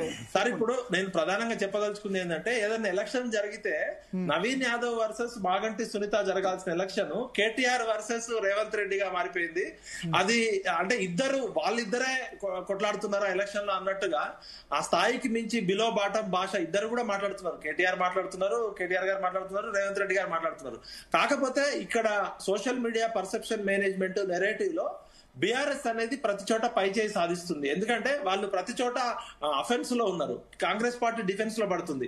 గతంలో కాంగ్రెస్ పార్టీకి మద్దతుగా పనిచేసిన మేధావి వర్గం గాని, ప్రజా సంఘాల నాయకులు గాని, ప్రశ్నించే గొంతులు గాని ఈ 2 సంవత్సరాల్లో ఎందుకు దూరం అయిందనేది మా రామ్మోహన్ రెడ్డి అన్నకు తెలుసు స్పష్టంగా. ఎందుకంటే కాంగ్రెస్ పార్టీ గతంలో పౌర సమాజాన్ని గాని, సివిల్ సొసైటీని ఎంత ఎన్రోల్ చేసిందో అధికారంలోకి వచ్చిన తర్వాత ఆ వర్గాలను దూరం చేసుకుంది. ఉద్యమకారులను గాని, అమరవీరుల కుటుంబాలను గాని, ముఖ్యంగా కాంగ్రెస్ పార్టీ అధికారంలోకి రావడానికి పనిచేసిన నిరుద్యోగులు, యువత ఇలా కాంగ్రెస్ పార్టీకి వ్యతిరేకంగా తిరగడం అనేది అది కాంగ్రెస్ పార్టీ అధికారంలోకి వచ్చిన తర్వాత ఆ వర్గాలను దూరం చేసింది అనేది స్పష్టమవుతుంది. ఇప్పుడు కష్టపడ్డ మా సామ రామ్మోహన్ రెడ్డి లాంటి వాళ్ళకి పదవి రావాలి కానీ ఇందాక శరత్ గారు చెప్పినట్టు ఎవరో డబ్బుల సంచులతో పార్టీతో సంబంధం లేని వాళ్ళు వచ్చి సామ రామ్మోహన్ రెడ్డి వద్దనుకున్నారు, ఆయన ఎమ్మెల్సీ అయితేనే అనుకున్నారు, లేకపోతే నామినేటెడ్ మామూలు నామినేటెడ్ అయితే కార్పొరేషన్ చైర్మన్ అయితే వచ్చేది అంతేనా? సామ రామ్మోహన్ రెడ్డి ఎమ్మెల్యే అంటే కష్టపడ్డ వాళ్ళకి విఠలన గానీ శరత్ గారు గానీ వీళ్ళిద్దరు మా ముదుర్లు. ఇప్పుడు సబ్జెక్టు జూబ్లీస్ మీద ఉండాల్సినటువంటిది చుట్టు తిప్పి గుండంగా నా దగ్గరికి ఎందుకు తెస్తున్నారు? వ్యక్తిగతంగా నాకు ఇద్దరు బాగా పరిచయం. మా శరత్ అన్న వకీల్గిరి అంతా కోర్టులు ఏం చేస్తారో జీటీవీలో కూడా నువ్వు అదే చేసి మమ్మల్ని మూలకు నెడదామని అంటే ఎట్లన్నా ఇది రామ్మోహన్, నేను అడిగిన ఒక్క ప్రశ్నకు సమాధానం చెప్పు. రేవంత్ రెడ్డి కంటే ముందు పిసిసి అధ్యక్షులు ఎట్లా ఉండేది? రేవంత్ రెడ్డి శకం వచ్చినాక పిసిసి అధ్యక్షుల స్థాయి ఎట్లా వచ్చింది ఒకసారి ఆలోచించు. అంటే రేవంత్ రెడ్డి గారు వచ్చిన తర్వాతనే కాంగ్రెస్ పార్టీ అధికారంలోకి వచ్చిందంటే విఠల్ గారి కంప్లీట్ అయిన తర్వాత మళ్ళీ రామ్మోహన్ రెడ్డి గారు తగ్గుతాం. ఇప్పుడు ఆ జూబ్లీ హిల్స్ ఎలక్షన్ క్యాంపెయిన్ లో మా రామ్మోహన్ రెడ్డి అన్నతో పబ్లిక్ స్పీచ్ మాట్లాడించినా కూడా ఇంకా 4 ఓట్లు ఎక్కువ వచ్చాయి. ఇవాళ గ్రౌండ్ లో ఏమంటున్నారంటే కాంగ్రెస్ కార్యకర్తలు కూడా నవీన్ కుమార్ యాదవ్ కి కాంగ్రెస్ పార్టీ ఎంత అడ్వాంటేజ్ అయిందో కొన్ని చోట్ల రేవంత్ రెడ్డి గారి స్పీచ్ వల్ల కూడా జనంలో వ్యతిరేకత వస్తుంది. నవీన్ కుమార్ యాదవ్ కి వ్యక్తిగతంగా ఉన్న ఓటు బ్యాంకు, గతంలో 2-3 సార్లు పోటీ చేసినాక వచ్చిన సింపతి కూడా ఈ భాష మాట్లాడడంలో Congress party, BRS party social మీడియాని తిప్పికొట్టడంలో ఎక్కడో వెనుకబడ్డది. నెరేటివ్ అండ్ పర్సెప్షన్ మేనేజ్మెంట్ లో గానీ ఆ జోష్ కనపడట్లేదు. నాకు నిన్న 2 పార్టీలో వాళ్ళు మాట్లాడారు. కృష్ణకాంత్ పార్క్ దగ్గర ఉన్న బిచ్చగాళ్ళని తీసుకుపోయి 500 ఇచ్చి తీసుకపోతే వాళ్ళు గంజాయి కొట్టి మందు ఆగిన వాసన వస్తుందట ఆ ర్యాలీలలో. అన్ని పార్టీలు డబ్బులు ఇచ్చే తీసుకెళ్తున్నాయి. తీసుకెళ్లేటప్పుడు అన్న కనీసం ఎవరిని తీసుకెళ్తున్నాం అనే సోయన్ ఉండాలి కదా. ఇవాళ సోషల్ మీడియా కెమెరాలు వచ్చినాక ప్రతి విషయం కూడా అర్థమవుతుంది. ఇవాళ బోరబండలో సైట్ 2లో చాలా మంది బెదిరిస్తున్నారట, మీరు ఇళ్ళకి సరిగా పత్రాలు లేవు, మీరు కనుక ఎలక్షన్ లో మా పార్టీకి ఓటేయకపోతే మీ ఇల్లు కూలగొడతామని. అంటే ప్రజాస్వామ్యంలో ఓటర్లని దేవుళ్ళు అంటాం, ఓటే ఆయుధం అంటాం. ఓటర్లని బెదిరించి ఓట్లు అడుక్కోవడం అనేది ఏ పార్టీకి కూడా మంచిది కాదు. ప్రజలని భయాందోళనలు చేయొద్దు. ముఖ్యంగా కాంగ్రెస్ పార్టీ గతంలో కొట్లాడినంత జోషి ఎలక్షన్లలో కనపడాల్సినంత కనపడట్లే. టీం వర్క్ లో బీఆర్ఎస్ అనేది ఏ చిన్న అవకాశాన్ని కూడా వదిలిపెట్టట్లేదు. కాంగ్రెస్ లో టీం వర్క్ లేదా అంటే ఇప్పుడు గతంలో అసెంబ్లీ ఎలక్షన్స్ లో చేసినంత వర్క్ చేయట్లేదు. ఇప్పుడు బీఆర్ఎస్ పార్టీ ఏంటంటే ఈ ఎలక్షన్ లో గెలిచి తర్వాత జిహెచ్ఎంసీ ఎలక్షన్ లో గెలవడము. ఇక్కడ అజారుద్దీన్ కి జాక్ పాట్ తగిలింది, అజారుద్దీన్ కి మంత్రి పదవి వచ్చింది. రేవంత్ రెడ్డి వర్సెస్ కేటీఆర్ పోటీలో కేసీఆర్ ని పక్కకి పెట్టి కేటీఆర్ ప్రూవ్ చేసుకోవడానికి ఒక అవకాశం దొరికింది. రేవంత్ రెడ్డి గారు ఏంటంటే పాపము ఆయన అంతర్గత పోరు కావచ్చు, మంత్రుల సహకారం లేకపోవడం కావచ్చు, ఏదో గానీ ఎక్కడో లేదా మంత్రుల సహకారం లేదా ఉండాల్సినంత కనపడట్లేదు అనిపిస్తుంది. అది శరత్ గారు మీరే చెప్పాలి. ఇప్పుడు మొన్నటి దాకా సీతక్క గారు నెదర్లాండ్స్ లో ఉన్నారు, మా పొంగులేటి గారు మా ఖమ్మం మంత్రి పోయి బీహార్ లో ఉన్నారు. పాపం వివేక్ గారు ఎవరు పొన్నం ప్రభాకర్ గారు 2 సార్లు తిరిగిరు. పొన్నం ప్రభాకర్ గారు ఏదో మాట్లాడుతున్నారని కొన్ని రోజులు ఆయన ఆపిర్రు. అంటే అగ్రెసివ్ క్యాంపెయిన్ లో బీఆర్ఎస్ అఫెన్స్ మోడ్ లో వస్తుంది, కాంగ్రెస్ డిఫెన్స్ మోడ్ లో వస్తుంది. ఇక ఖచ్చితంగా అన్ని పార్టీలు డబ్బులు పంచి అన్ని పార్టీలు అన్ని అక్రమాలు పాల్పడి గెలవాలని చూస్తున్నాయి. ఈ రోజున్న పరిస్థితిలో మీడియా పర్సెప్షన్ మేనేజ్మెంట్ లో సోషల్ మీడియాలో బీఆర్ఎస్ పైచేయి సాధించింది. గ్రౌండ్ లో మరి కాంగ్రెస్ పార్టీ ఏంటి అంటే ఇది కాంగ్రెస్ గెలిస్తే ఎట్లా ఉంటది, బీఆర్ఎస్ గెలిస్తే ఎట్లా ఉంటది, రాజకీయ పరిణామాలు ఎట్లా ఉంటాయి? ఒకటి, కాంగ్రెస్ పార్టీ అధికారంలో ఉండి ఎదుర్కోబోతున్న 2వ ఉప ఎన్నిక కంటోన్మెంట్ లో గెలిచింది. ఇప్పుడు జూబ్లీ హిల్స్ ఎలక్షన్ అనేది మొత్తం 2 తెలుగు రాష్ట్రాల్లో ఒక ప్రతిష్టాత్మకం ఉంది. రేవంత్ రెడ్డి గారు సీఎం ఉండి ఈ సీటు గెలుచుకోవడంతో ఈ తన మీద వచ్చే ఆరోపణలు గానీ తన ప్రత్యర్థి వర్గాలకి అంతర్గత పోరుకి ఫుల్ స్టాప్ పెట్టే అవకాశం ఉంటుంది. రేవంత్ రెడ్డికి తిరుగులేని నాయకత్వం వచ్చే అవకాశం ఉంటుంది. ఒకవేళ పొరపాటున జూబ్లీ హిల్స్ సీటు కనుక కాంగ్రెస్ పార్టీ ఓడిపోతే రేవంత్ రెడ్డి గారిని వ్యతిరేక వర్గం వీక్ చేయడానికి అన్ని రకాలుగా ప్రయత్నిస్తుంది. ఆల్రెడీ మనము ఖర్గే గారు మొన్ననే దామోదర్ రాజనరసింహ గారు, ఎన్ఎం శ్రీనివాస్ రెడ్డి గారు, కొంతమంది ఎమ్మెల్యేలు పోయినప్పుడు రేవంత్ రెడ్డి గారిని చివాట్లు పెట్టినట్టు సోషల్ పోస్ట్ అనే పత్రికలో వచ్చింది. దాన్ని ఇంతవరకు కౌంటర్ చేయడంలో పిసిసి అధ్యక్షుడు గాని కాంగ్రెస్ హైకమాండ్ ఇప్పుడు ఖర్గే వీళ్ళు మాట్లాడంగా ఎవరో చూసినట్టు అది రాయడం అది కరెక్టేనా? కనీసం దాని మీద పరువు నష్టం అని వేయాలి, లేకపోతే దానికి వీళ్ళు తిప్పి కొట్టాలి కదా. ఖర్గే ఆఫీస్ ఒకటి విడుదల చేయాలి. ఎవరి మీద పరువు నష్టమే? ఖర్గే ఆఫీస్ నుంచి ఖర్గే అట్లా ఎమ్మెల్యేలతో నా ప్రభుత్వం విఫలమైంది అని అంటాడా? పార్టీ అధ్యక్ష పదవి అది ఆ నెరేటివ్ సెట్ చేయడంలో బీఆర్ఎస్ పై చేయి సాధించింది. సెట్ చేసింది. నేను అనేది పర్సెప్షన్. దాన్ని తిప్పికొట్టడంలో వీళ్ళ సోషల్ మీడియా కరెక్ట్ గా వివరించలేదు. కాంగ్రెస్ పార్టీ సోషల్ మీడియా అది కనబడుతుంది కదా సార్. ఇప్పుడు మీటింగ్ లో జోష్ లో కూడా ఈయననేమో పాటలు పెడుతున్నాడు, వీడియోలు వేస్తున్నాడు. కాంగ్రెస్ పార్టీ టీఆర్ఎస్ ని కాపీ కొట్టే పరిస్థితికి వచ్చింది. యాక్చువల్ గా మొన్నటి దాకా కాంగ్రెస్ పార్టీ పై చేయి ఉండే ఎలక్షన్ లో. అంటే పౌర సమాజం నుంచి, మేధావుల నుంచి, తటస్థ వర్గాల నుంచి ఇలా ముస్లింస్ కూడా నిన్న ప్రెస్ మీట్ పెట్టి కాంగ్రెస్ పార్టీ రేవంత్ రెడ్డి గారు మాట్లాడిన దాని మీద ముస్లిం సమాజంలో ఇంటెలెక్చువల్స్ కూడా బాధపడుతున్నారు. అంటే అది ఆయన ఉర్దూలో ఏం మాట్లాడిండో, అది జనాలకు ఏం కనెక్ట్ అయిందో గానీ కాంగ్రెస్ వల్లనే ముస్లింస్ ఉన్నారు, అసలు కాంగ్రెస్ లేకపోతే ముస్లింస్ లేరు అనే దాన్ని తన పేటెంట్ కాంగ్రెస్ కి బలము మైనారిటీ వర్గాలని అనాదిగా వస్తున్న ఓటు బ్యాంక్ కూడా ఇవాళ కొంత బీఆర్ఎస్ కి షిఫ్ట్ కావడం అనేది కనబడుతుంది. ఇక బండి సంజయ్ గారు అయితే మొత్తము దేవుడు వర్సెస్ దేవుళ్ళు, మనుషుల్ని పక్కకు పెట్టి దేవుళ్ళని తీసుకొచ్చిండు. బుర్కాలు 40,000 బుర్కాలు పాకిస్తాన్ నుంచి తెప్పిస్తున్నా అని చెప్తున్నాడు. ఒక హోంశాఖ సహాయ మంత్రిగా ఉన్న బండి సంజయ్ గారు 40,000 బుర్కాలు రేవంత్ రెడ్డి గారు పాకిస్తాన్ నుంచి తెస్తున్నాడు అని ఆరోపిస్తే దాన్ని తిప్పికొట్టడంలో గానీ, లేకపోతే అది స్పష్టమైన ఆధారం ఉంటే ఆయన హోంశాఖ సహాయ మంత్రి, ఆయన బీజేపీ నాయకుడు కాదు. అంటే ఎంత దిగజారి మనం రాజకీయాలు చేస్తున్నాం అనేది ఆలోచించాలి. Okay okay. So Bollam Mallaiah Yadav గారు జాయిన్ అయ్యారు బీఆర్ఎస్ నుంచి. భరత్ గారు చెప్పండి శరత్ గారు. ఒక్క నిమిషం. ఇప్పుడు మల్లికార్జున ఖర్గే గారు ఆ మాట మాట్లాడారా లేదా అని అంటే, I tell you honestly, we were very close to that setup Karnataka దాంట్లో. నా ఓన్ మిత్రుడు, అంటే మన జర్నలిజం లో ఉన్నాం కాబట్టి we don't burn hour fingers, మన సోర్స్ చెప్పం గానీ, ఇప్పుడు కాదు ఒక 2 నెలల క్రితమే మల్లికార్జున ఖర్గే గారు రేవంత్ రెడ్డి గురించి ఏ బోత్ చాలాకే, ఏ జో బోల్తా ఓ నై కర్తా, ఏ బోత్ డేంజరస్ ఆద్మీ అని చాలా అతనికి కావలసిన ఒక వ్యక్తి చెప్పాడు. అంతేకాదు రాహుల్ గాంధీకి కూడా నేను 2-3 సార్లు చెప్పినాను, అసలు రాహుల్ గాంధీ అర్థం చేసుకోవట్లేదు, రేవంత్ రెడ్డి వల్ల పార్టీ సర్వనాశనం అవుతుంది, గ్రాస్ రూట్ లెవెల్లో పార్టీకి కార్యకర్తలు లేకుండా పోతున్నారు, ఇది అంతా ఒక వర్గం వైపే ఈ ప్రభుత్వం నడుస్తుంది అనేటువంటి మాట చెప్పినాడు.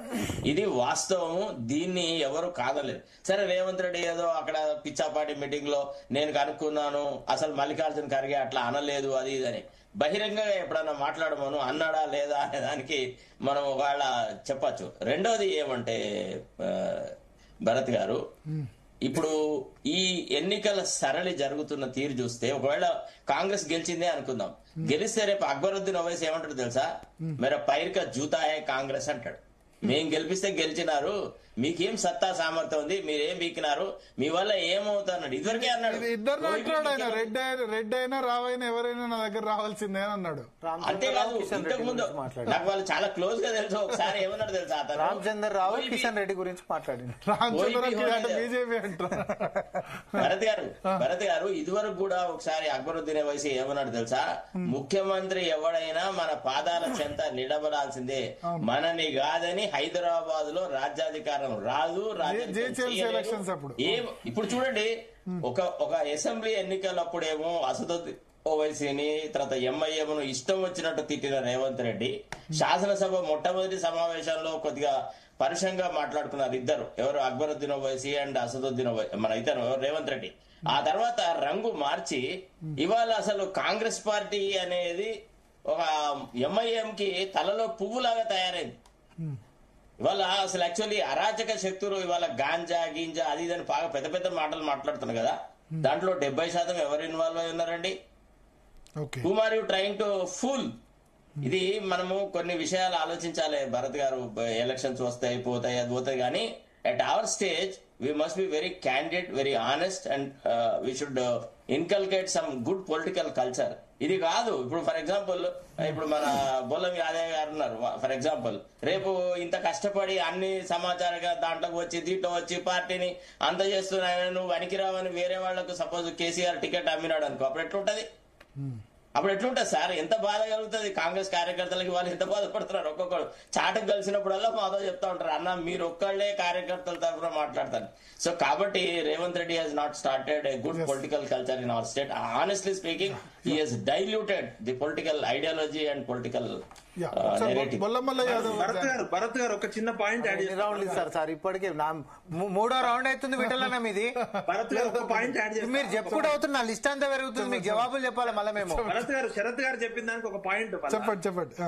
నాకు నిన్న ఒక చెన్నైలో ఫ్రెండ్ దయానిధి మారన్, ఉదయనిధి మారన్ సన్ టీవీలో నేను అప్పుడు పనిచేసినప్పుడు ఉన్న పెద్ద మనిషి ఏం చెప్తారంటే, బీహార్ ఎలక్షన్ తర్వాత ప్లస్ ఈ జిబ్లూహిల్స్ ఎలక్షన్ తర్వాత కాంగ్రెస్ అధిష్టానము ఇక్కడ కర్ణాటకలో ఆల్రెడీ పరిస్థితి బాగాలేదు, తెలంగాణలో కూడా మార్పులు చేర్పులు ఉండే అవకాశం ఉందని ఉదయనిధి మారన్ దగ్గర మాట్లాడిన మీడియా పర్సన్ నాతోనే మాట్లాడి చెప్పిండు.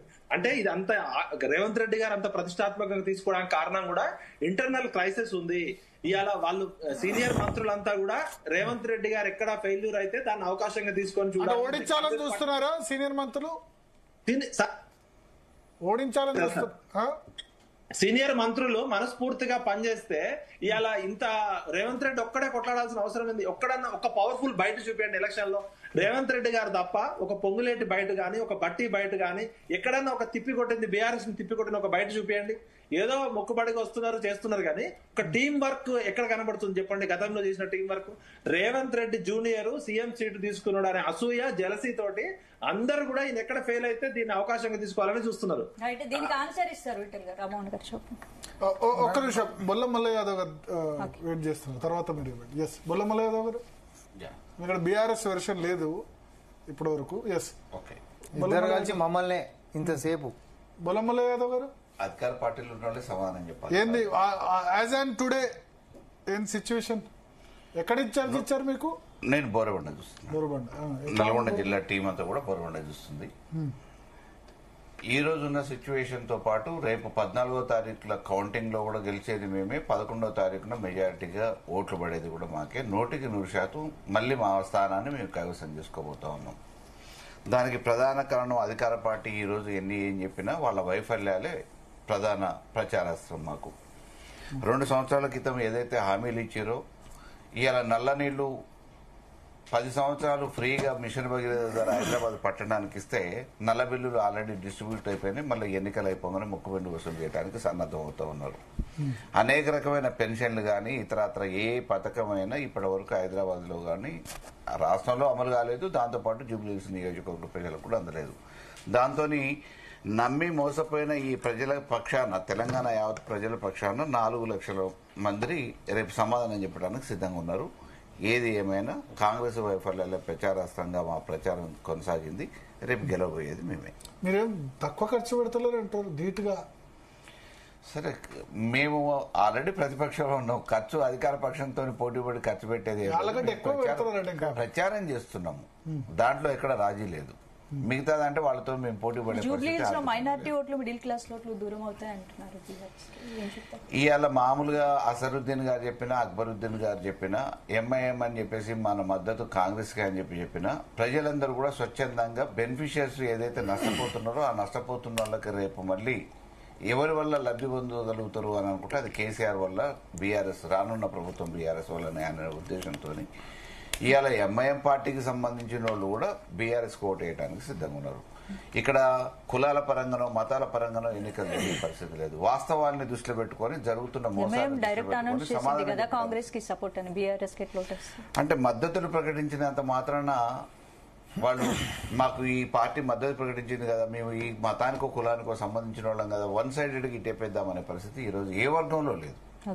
అన్ని వర్గాలలో కూడా ఎవరికి వాళ్ళు స్వతంత్రంగా ఆలోచించి వాస్తవ లబ్ధిదారులు ఎవరైతే ఉన్నారో నష్టపోతున్న దాన్ని మళ్ళీ ఇది కొనసాగింపుగా ఉండొద్దు అని అంటే దీనికి పులిసా పెట్టాలని ఒక ఆలోచనతో ఉన్నారు. కాబట్టి కాంగ్రెస్ ప్రభుత్వానికి ఒక చెంపపెట్టు సమాధానం కరుగాల్చి వాత పెట్టడానికి సిద్ధంగా ప్రజలు ఉన్నారు. దానికి ప్రధాన వేదిక రేపు జూబ్లీహిల్స్ ఎన్నిక పోతుంది. ఓకే, రామ్మోహన్ రెడ్డి గారు, సో వాళ్ళంతా రేవంత్ రెడ్డిని ఒడగొట్టాలని మంత్రులు ప్రయత్నం చేస్తున్నారు. మంత్రులు మనస్ఫూర్తిగా పనిచేయట్లేదు. భరత్ గారు అంటే చాలా సేపు మాట్లాడిన ఇద్దరు కూడా 2 కాదు 3 రౌండ్లు తీసుకున్నారు. శరత్ గారు కానీ విఠల్ గారు కానీ. సరే, వాళ్ళ విఘ్నులు ఇద్దరు కూడా. వాళ్ళు ఎప్పుడైనా కూడా షూటింగ్ అనేటటువంటి శత్రువుని వాళ్ళు ముందే డిసైడ్ అవుతారు. డిసైడ్ అయిపోయినాక కొట్టాలనుకున్నారు. ఇంతసేపు 3 రౌండ్లు కొడితే కూడా 3 రౌండ్లు మా పార్టీని, మమ్మల్ని, మా నేతని, మరీ ముఖ్యంగా రేవంత్ రెడ్డి గారినే టార్గెట్ చేసి ఇద్దరు కలిసి 2 దిక్కులకేసి కానీ బీఆర్ఎస్ పార్టీని కానీ లేకపోతే బీజేపీని కానీ ఎక్కడ కూడా అన్నటువంటి దాఖలు లేవు. ఒకవేళ అది ముఖ్యమంత్రి గారు మాట్లాడినటువంటి భాష దగ్గర నుంచి మొదలు పెట్టుకుంటే మరి అదే భాషకు సంబంధించి కిషన్ రెడ్డి గారు కార్పెట్ బాంబింగ్ అని ఎట్లా అంటారని శరత్ గారు అన్నుంటే అది నిజంగా కొంచెం బ్యాలెన్స్ గా కనిపించేదేమో. లేకపోతే బండి సంజయ్ గారు ఎవరన్నా చేసింది ఎవరన్నా అని చెప్పి రెచ్చగొట్టేటటువంటి వ్యాఖ్యలు చేసినటువంటి బండి సంజయ్ గారి యొక్క అంశాలు ఏవనెత్తినా అది బ్యాలెన్స్ గా కనిపించేదేమో. సరే వాళ్ళ యొక్క అభిప్రాయాలు వాళ్ళకు ఉండొచ్చు. ఎందుకనంటే శరత్ అన్న is an advocate, at the same time also an advocate. CBI విచారణ అనేటటువంటిది మాన్యువల్ ఏం చెప్తుంది అనేటట్టు నాకు తెలియక కాదు, లేకపోతే ఆయనకు తెలియక కాదు. కానీ కిషన్ రెడ్డి గారికి ఎట్లా తెలియదో చెప్పాలి మరి నాకు. మరి కిషన్ రెడ్డి గారు బండి సంజయ్ గారే కదా అన్నది సిబిఐకి ఇచ్చేసేస్తే 48 గంటలనే మేము లోపటేస్తాం ఈ కుటుంబాన్ని అని చెప్పి బీజేపీ మొత్తం స్టాండ్ తీసుకున్నారు. 100% అన్నారు. కిషన్ రెడ్డి గారు కూడా అన్నారు, 100% అన్నారు. మరి ఇదే మాన్యువల్ లో చదువుకొని అన్నారు అన్నప్పుడు నువ్వు చేయాలి కదా. పోనీ అవుట్ ఆఫ్ మాన్యువల్ నేను చేయగలుగుతాను నువ్వు అన్నప్పుడు నువ్వు చేయాలనా లేదా? నేను అంటుంది వాళ్ళు రాజకీయంగా మాట్లాడినప్పుడు నేను కూడా రాజకీయంగానే మాట్లాడుతున్నా. ఇక్కడ నల్లకోట వేసుకొని వకీల్గిరి చేయడానికి మనం రాలేదు కదా. సో ఎప్పుడైనా రాజకీయ విమర్శలు మీరు చేస్తున్నప్పుడు అవే విమర్శలు అనేటటువంటిది మీరు చెప్పినటువంటివి మరి మేము కూడా మా మేనిఫెస్టోలో గ్యారంటీలు అని చెప్పి పెట్టినాము. ఆ గ్యారంటీలు అనేది మేము చేసుకుంటూ పోతున్నాం. ఏమైపోయినా చెప్పి బీఆర్ఎస్ పార్టీ, బీజేపీ మమ్మల్ని అడుగుతలేరా? ఆ రాజకీయం కదా. మాకు 5 సంవత్సరాలు టర్మ్ ఇచ్చినప్పుడు 2 సంవత్సరాలు కూడా పూర్తి కానప్పుడు మాకు ఇంకా 3 సంవత్సరాల పైన మాకు సమయం ఉన్నప్పుడు అప్పటికే ఏదో మొత్తం అయిపోవాలనేటటువంటి మాట్లాడితే ఎట్లా? ఇప్పుడు మరి మీరు ఆ రోజు చెప్పినప్పుడు 2,88,000 కోట్ల రూపాయల అప్పు మాత్రమే ఉందని లెక్కలు చెప్పారు ఎన్నికల కంటే ముంగట. కానీ తీరా చూస్తే 8,11,000 కోట్ల రూపాయలు అప్పు మన లెక్క తప్పు అంటారు. ఇక తప్పేది ఒప్పేది చర్చ అసెంబ్లీలోనే పెట్టినాం. ఇప్పుడు చర్చ అసెంబ్లీలోనే పెట్టినాం కదా మనం. భరత్ గారు నోటికి వచ్చినట్టు మనం వ్యాఖ్య చేసింది కాదు, అసెంబ్లీలో చర్చ పెట్టినాం. అరే ప్రతిపక్ష నాయకుడు ఏడి? మీరు కూడా వచ్చిండ్రు, మీతో అందరూ ఎందుకు మాట్లాడలేం మరి? సి మనము ఇన్ని రోజులు 10 సంవత్సరాలలో మేము 2 ఏళ్లలో చేసినటువంటి సంక్షేమాలన్నీ 10 ఏళ్లలో మీరు చేసినటువంటి సంక్షేమాలన్నీ రండి బేరీజ్ వేసుకుందామని మేము అన్నాం. అంటే రామ్మోహన్ గారు ఇప్పుడు రేవంత్ ప్రభుత్వం ఇచ్చిన హామీల్లో చాలా అమలు కాలేదని బీఆర్ఎస్ పదే అదే హైలైట్ చేసి చెప్తోంది. అవును, 2014, 2018 వాళ్ళ మేనిఫెస్టో తీసుకుంటే లేకపోతే 2 సార్లు జిహెచ్ఎంసీ ఎన్నికలకు తీసుకుంటే వాళ్ళది 199% ఒక్కటి కూడా అమలు కాలే. 199% కాలే. మాకు వచ్చిన 2 ఏళ్లలో 70% అమలు అయిపోయినాయి. మరి ఎవరిది గొప్ప అన్నట్టు? వాళ్ళదా మాదా? నేను ఉదాహరణకే చెప్తా ఉన్నా. ఉద్యమ సమయంలోనే నీ మన్మడైనా నా మన్మడైనా ఒకటే బియ్యం తినాలని చెప్పి తెలంగాణ వస్తే అందరము ఒకటే ఏమంటారు లివింగ్ స్టాండర్డ్స్ పెరిగిపోతాయి, నీళ్లు వస్తాయి, నిధులు వస్తాయి, కొలువులు వస్తాయి, మన పైసలు మనకుంటాయి, వనరులతో అద్భుతంగా తెలంగాణని బంగారు తెలంగాణ చేసుకోవచ్చని చెప్పినటువంటి కేసీఆర్ గారు మరి అదే నీ మన్మడి నా మన్మడి తినేటువంటి కనీసం సన్న బియ్యం ఎందుకు లేకపోయిండు? అది ఆ రోజు ఉద్యమ సమయంలో చెప్పినటువంటి మాటనే కదా, ఎన్నికల మేనిఫెస్టోలో పెట్టినటువంటి మాటనే కదా. నేను హుస్సేన్ సాగర్ నీటిని కొబ్బరి నీళ్ళ లెక్క చేస్తాము, దాన్ని తాగి చూపిస్తాం అనేటటువంటి దాకా నేను దూరం పోతలేను. లేకపోతే ఇస్తాన్బుల్ ఏమైంది హైదరాబాద్ అని చెప్పి నేను మాట్లాడతలేను. మెట్రోని కనీసము మనము కాంగ్రెస్ పార్టీ ఉంటున్నప్పుడు కట్టినటువంటి మెట్రో దేశంలో 2వ స్థానంలో ఉండే, అట్లానే 9వ స్థానానికి ఎందుకు పడిపోయినామని అన్నాం మేము. ఎందుకు 1 మీటర్ కూడా నువ్వు పెంచలేకపోయినావు? జనాభా పెరుగుతుందని నీకు తెలుసు, ట్రాఫిక్ కంజెషన్ పెరుగుతుందని నీకు తెలుసు. ఢిల్లీకి ప్రయత్నాలే జరుగుతా ఉన్నాయి కదా. ముఖ్యమంత్రి గారు ఇన్నిసార్లు విమర్శిస్తారు ఢిల్లీకి ఎందుకు పోతుండు. రండి ఆన్ రికార్డ్ అసెంబ్లీలోనే మేము చర్చకు పెట్టినాం మనం ఏం చేసినాం అనేది. ఈరోజు మెట్రోకి శాంక్షన్స్ ఎట్లా తీసుకోగలిగినాము? ఇప్పుడు రాజకీయం చేయాలనుకుంటే ప్రధాని రాజకీయం. సబర్మతిని ప్రక్షాళన చేయాలంటేనేమో ఆడనేమో మాస్టర్ స్ట్రోక్ మోడీ గారు ఏదైనా చేస్తే, కానీ మూసి ప్రక్షాళన అనగానే మాత్రం దుప్పడేసుకొని అనుకొని దోమలు కుట్టినా సరే అదేదో రుద్దుకొని కూడా దీనికైతే అడ్డం పడి కూర్చుంటామని బీజేపీ కంకణం కట్టుకుంటే దీన్ని ఏం రాజకీయం అంటారు? హైదరాబాద్ అనేటటువంటిది మూసి ప్రక్షాళన జరగొద్దా? మెట్రో ఎక్స్టెన్షన్ మనకు రావద్దా? అరే మనకు శాంక్షన్ చేసినటువంటి 2013లో ITIR ని ఈరోజు ఇద్దరు కలిపి దాన్ని ఏమంటారు శుభం బోర్డు పలికిపించి 2016లోనే ఎందుకు మేధావులు అనేటువంటి విఠలన్న కానీ శరతన్న కానీ ఎందుకు మాట్లాడరు? 2 ప్రభుత్వాలు కేంద్రంలో బీజేపీ కానీ రాష్ట్రంలో బీఆర్ఎస్ కానీ అంటే ఆ రోజు టీఆర్ఎస్ ఏమో ఈ 2 కానీ ఎందుకు కొట్లాడలే? ITR ఎందుకు రాలే? ఒక్కొక్కటి మనం మాట్లాడుకుంటూ పోతే సంక్షేమం మీదైనా మేము సిద్ధం. మరి ఇదే విఠలన్న కూడా కొట్లాడిండు. ఆయలా మేము ప్రతిపక్షంలో ఉన్నప్పుడు విఠలన్న మాతో కొట్లాడారు, శరత్ కొట్లాడారు, మా పార్టీ నుండే కొట్లాడారు, శరత్ గారు కొట్లాడారు. కానీ ఇప్పుడు వాళ్ళిద్దరు వ్యతిరేకమైనారు. మరి ఇక సరే ఇప్పుడు కాంగ్రెస్ అధికారంలోకి కాంగ్రెస్ అధికారంలోకి రావడంలో వాళ్ళిద్దరిది చాలా కీలక పాత్ర. జర్నలిస్ట్ విఠల్ గారు యూత్ మొత్తం మొబిలైజ్ చేశారు, మేధావులందరినీ, అడ్వకేట్ పరంగా అడ్వకేట్ కమ్యూనిటీని లేకపోతే మిగతా కేసులంతా కూడా కొట్లాడేది శరత్ గారు. వాళ్ళిద్దరు ఇప్పుడు వ్యతిరేకం చేసుకున్నారు గింత తొందరగా. కేసీఆర్ అంటే కేసీఆర్ తో మొదలున్న వాళ్ళు దూరం అయ్యేందుకు ఈటల అందరికి 6-7 సంవత్సరాలు పట్టింది. ఇప్పుడు సంవత్సరం లోపే అయినారు. విఠలన్న గురించి మన అందరికీ తెలుసు, చేతుల గన్న ఒకటే లేదేమో గానీ, లేకపోతే ఆయన తిరుగుబాటుతనానికి కెప్టెన్ అని చెప్పి మనం పిలుచుకోవచ్చు. ఆయన జనరల్ గా డిఎన్ఏలను ఏముంటది అంటే ఏదైనా కొంచెం చిన్న తప్పు కనిపిస్తే అది ప్రశ్నించేటటువంటి ఆ యొక్క డిఎన్ఏ ఉన్న మన విఠలన్న, అది ప్రభుత్వంలో ఎవరన్నా ఉండని సొంతోడున్నా సరే ఆడ కొంచెం లక్కునా కనిపించింది అనుకోండి, ఇక ప్రశ్నించుడు మొదలవుతుంది. అన్నంత మాత్రాన మేమేదో మొత్తం చేస్తలేమనో లేకపోతే మేమేదో విఫలమైన అనేటటువంటి అంశం కాదు కదా. సో శరత్ గారి విషయం కూడా అంతే చెప్తా ఉన్నాం మేము. కానీ గత బీఆర్ఎస్ పార్టీతో పోల్చుకున్నప్పుడు మనం మంచిగా చేస్తున్నామా లేదా? ఇప్పుడు శరత్ గారికి ఇంటెలిజెన్స్ కర్ణాటక నుంచి ఉంటది, విఠల్ గారికి ఇంటెలిజెన్స్ తమిళనాడు నుంచి ఉంటది. పెద్ద నెట్వర్క్ ఉంటున్నటువంటి మీ ఇద్దరిది ఇక్కడ నేను స్టేట్ నెట్వర్క్ ఉండి నేనేం చెప్తా మీ గురించి? మల్లికార్జున ఖర్గే గారి ఆఫీస్ లో ఏమైతుందో శరత్ అనే చెప్తాడు, స్టాలిన్ గారి ఆఫీస్ లో ఏమైతుందో విఠల్ అనే చెప్తాడు మీ స్టూడియోలో కూర్చొని. నేను జస్ట్ మా సీఎం గారి ఏమంటారు మా ఆఫీసు మా పరిధి వరకు మాత్రం నేను లిమిటెడ్ ఎడిషన్ ని. మేమేం చెప్తాం, ఏసీసీ తర్వాత పీసీసీ ఇద్దరు కోఆర్డినేషన్ ఎట్లా నడుస్తుంది. ఇందాక మీరు ఒక మాట అన్నారన్న, కొన్నిసార్లు సరే విమర్శ అనేటటువంటి చేసిన మంచైనా చెడైనా మీరు కూడా ఆ రోజు భాగస్వాములనే. మనందరం చేయి కలిపే పిడికిలు బిగించి మనం కొట్లాడినాం కాబట్టి అధికారంలోకి వచ్చాం. 100% మీ కాంట్రిబ్యూషన్ లేదనేటటువంటిది కానే కాదు, నిస్సందేహంగా మీ అందరి యొక్క కాంట్రిబ్యూషన్ ఉంది. కానీ రేవంత్ రెడ్డి గారు పార్టీ పగ్గాలు చేపట్టిన తర్వాత కార్యకర్తల్లో వచ్చినటువంటి జోషు, ఈరోజు కొంచెం నిద్రావస్థలో ఉంటున్నటువంటి కార్యకర్తలు కూడా ఈరోజు పులింబుక పెట్టేటటువంటి సింహాలు లెక్క తిరుగుబాటు చేసినటువంటి తీరు, లేకపోతే రేవంత్ రెడ్డి గారి మీద తప్పుడు కేసులు వేసి జైల్లో వేసినా కూడా ఆయన మొక్కవని దీక్ష లెక్క తిరుగుబాటు ఎట్లయితే చేసిండో ఇవన్నీ ఒక స్ఫూర్తిదాయకమే కదా. ఇదైతే చరిత్రనే కదా. ఆయన మీద తప్పుడు కేసులు పెట్టిర్రు, డ్రోన్ ఎవరో ఎగరేసి ఆయన జైల్లోకి తీసుకుపోయి పెట్టిర్రు. ఎన్నికల రోజు ఆయన చేసి బెడ్రూమ్ లోకి వచ్చి ఆయన ఎట్లా ఎత్తుకపోయారో మనందరం చూసినాం. ఎన్ని రకాలుగానే చిత్రహింసలు పెట్టాలో పార్లమెంట్ కోనేకుట ఏమంటారు హౌస్ అరెస్ట్ చేసి పోలీసులు మొత్తం అడ్డం గోడలకు ఎట్లా నిలబడ్డారు. ఎన్ని చేసినా ఒక మనిషి కొట్లాడిండు, ఒక మనిషి సైన్యాన్ని ముందుకు నడిపించిండు, కాంగ్రెస్ పార్టీ జెండా ఎగరేసిండు, ఈరోజు ప్రభుత్వాన్ని నడిపించిండు. ఆయన ముఖ్యమంత్రి లెక్క సంక్షేమాలను కూడా ముందుకు తీసుకొని పోతుండు. మంత్రుల సహకారమే లేదని చెప్పి మాట్లాడతారు. అధికారం వచ్చినాక 30 రోజులనే పడిపోతుంది ఈ ప్రభుత్వం అని అన్నారు, తర్వాత 100 రోజులు అన్నారు, ఎక్స్టెన్షన్ తీసుకున్నారు, కోర్టుల ఎక్స్టెన్షన్ తీసుకున్నట్టు.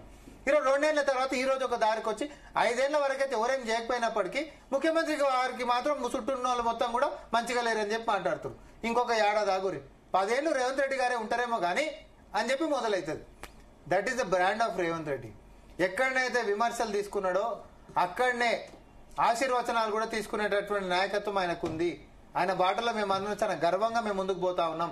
ఈ రోజు ఆయన నేను ముఖ్యమంత్రిని కాబట్టి నేను గడిలకే పరిమితం కావాలి, నేను ముఖ్యమంత్రి కాబట్టి నా కిరీటం కింద పడుతుంది, నేను గలీలకు పోతే అనేటటువంటిది కాదు. ఎన్నికలు రాకంటే ముంగటనే మీకు గుర్తుందా, మైత్రివనం కాడికి పోయి అప్పుడు వర్షం పడితే మొత్తం మునిగిపోతున్నారు, ఈ దీర్ఘకాలం సమస్య ఎందుకు పోతలేదని చెప్పి ముఖ్యమంత్రి స్వయంగా ఎవరిని చెప్పకుండా పోయినాడికి. ఒక స్థానిక నాయకుడు పోయినటువంటి విధంగా ఏ రోజైనా ఈ రాష్ట్రంలో తెలంగాణ వచ్చినాక ఒక ముఖ్యమంత్రి స్థానిక సమస్య మీద పోయి చూసినటువంటి దాఖలాలు ఏ రోజైనా ఉండేనా? ఈరోజు సమస్య అనేటటువంటిది పోయింది. అరే నువ్వు మోకాల కాడకించి ఉన్నటువంటి నీళ్లు నడుము దాకా వచ్చినాయి, రేపు పొద్దున మునిగిపోయి సచ్చేటటువంటి దానికంటే ముంగంటే జనాలను బతికించాలని చెప్పి పాలసీ తెస్తే దాన్ని కూడా అడ్డం పడుడే. చెరువులు కాపాడితే ఎవరికి లాభం అవుతుంది, ఎవరికి నష్టం అవుతుంది? ఇప్పుడు చైన్ స్నాచింగ్ దొంగలు ఉంటారు, అలాగే పోలీసు వాళ్ళు పట్టుకున్నారు పేరు మీద కలెక్షన్స్ అని కదా విమర్శ. ఎవరికి వస్తాయి కన్స్ట్రక్షన్లు చేసేటోని అడ్డుకు పడకుండా ఉంటే కలెక్షన్లు వస్తాయి, అడ్డుపడి కూలగొడితే కలెక్షన్లు వస్తాయా? విమర్శలు వస్తాయి. అయినా విమర్శలు చోట కూలగొట్టి 10 చోట్ల బెదిరించారని. ఎక్కడ 10 చోట్ల బెదిరించారు? మీరు నాకు ఒక్క చెరువు చూపెట్టుండి. ఈ రోజు మేము అన్నాం పెడుతున్నాడు పట్నం మహేందర్ రెడ్డి ఇదేమైంది, ఫామ్ హౌస్ ఇంకా మిగతా మంత్రులు ఏమైందని చెప్తారు. సార్ ఇప్పుడు కోర్టు ఆర్డర్లకి ఆగినటువంటిది శరత్ గారు కూడా ఒక వకీల్ కాబట్టి నేను చెప్తా ఉన్నా, కోర్టు ఆర్డర్లకి ఆగినటువంటిది రంగనాథ్ గారు కూడా రాకండి ముంగటారు, అవి రాకండి ముంగట ఇన్కన్వెన్షన్ వ్యవహారం కూడా అంతే. దాని తర్వాత కోర్టుకు పోయి అంతలోపే కూలిపోయింది అది. కానీ నేనేమంటున్నా, బీఆర్ఎస్ అంటే పాత టీఆర్ఎస్ పార్టీ అధికారంలోకి వచ్చినప్పుడు జేసీబీలు ఇటాచీలు పోయినటువంటివి ఆ రోజు నాగం పడవలకి ఇట్లా ఇప్పినాయి. తర్వాత ఏం జరిగిందో తెలియదు. కానీ ఉల్టా తోక ముడుచుకొని వచ్చినాయి. మళ్ళీ తర్వాత 10 సంవత్సరాలు దాన్ని పట్టుకున్నటువంటిది లేకపోతే కూలగొట్టే ప్రయత్నం కానీ అక్కడ జరగలేదు. అవునా కాదా? కానీ ఎన్నికల కంటే ముంగడ ప్రమాణం ఏం చేసిండ్రు అంటే ఇవన్నీ కబ్జాలు చేసి యువన్ కోసం అని చెప్పి యువనాస్త అని చెప్పి తెలంగాణ చేస్తారు, చెరువులు మొత్తం కొలగొడతారా, నెక్స్ట్ భవిష్యత్తు బతకొద్దా, భావి తరాలు బతకొద్దా అని మాట్లాడినటువంటి మరి హైడ్రా ఓన్లీ మధ్యతరగతి పేద ప్రజల మీద ఎఫెక్ట్ చూపించింది అని మన కేటీఆర్ రోడ్ షోలో కూడా విత్ విజువల్స్ చూపించారు. ఏంటి రేవంత్ గారి బ్రదర్ పైన గానీ పొంగులేటి పైన గానీ మిగతా రాజకీయ నాయకుల వైపు ఎందుకు హైడ్రా వెళ్ళట్లేదు? ఇప్పుడు రేవంత్ రెడ్డి గారి బ్రదర్ గారు దానిపైన నేను చెప్తా ఉన్నా, కోర్టు ఆర్డర్ నుంచి ఒకటి ఉన్న దాని తర్వాత అధికారులు దాని దగ్గర పోనీకే ఉండదు. చాలా స్పష్టంగా అట్లా ఎవరి దగ్గర నుంచి వచ్చినప్పటికీ కూడా అట్లా ఎవరి దగ్గర నేను ఒకటి చెప్తాను,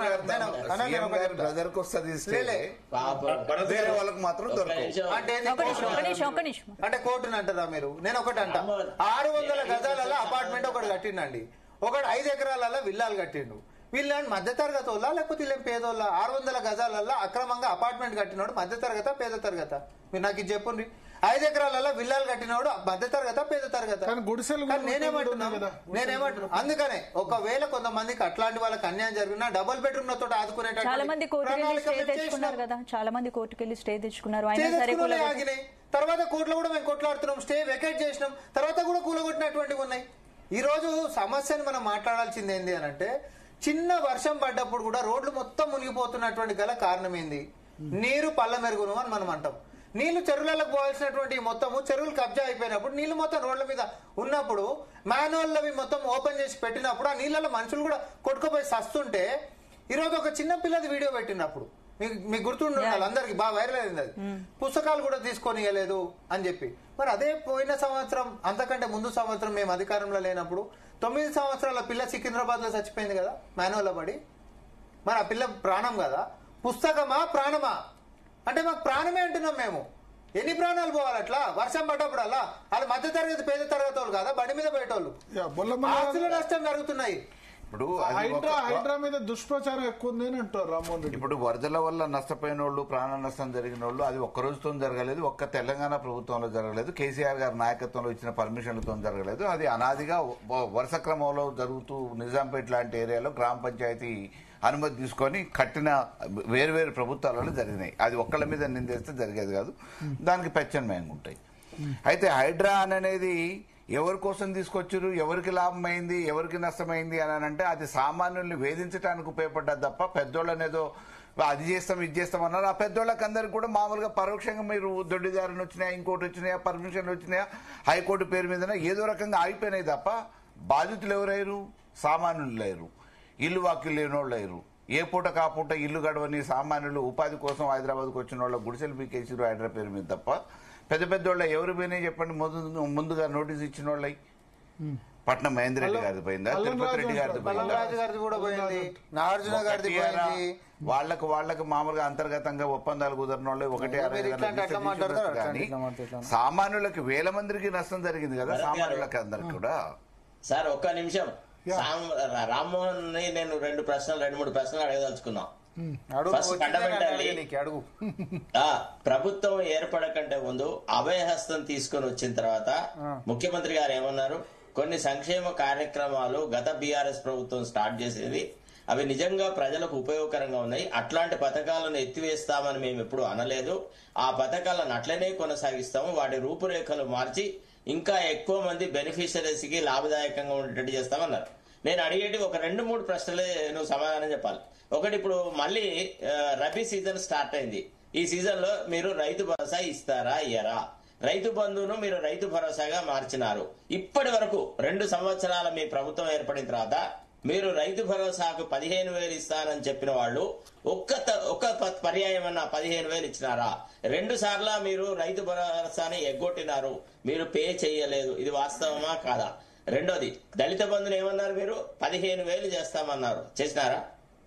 చెప్పండి ఒక్క మాట, ఒక్కసారి మీరు ఆలోచించండి. ఇప్పుడు ఎట్లుందంటే సంక్షేమ కార్యక్రమాలు అనేది ఇవాళ అట్టడుగు వర్గాల వాళ్ళకు ఒక జీవనాడి.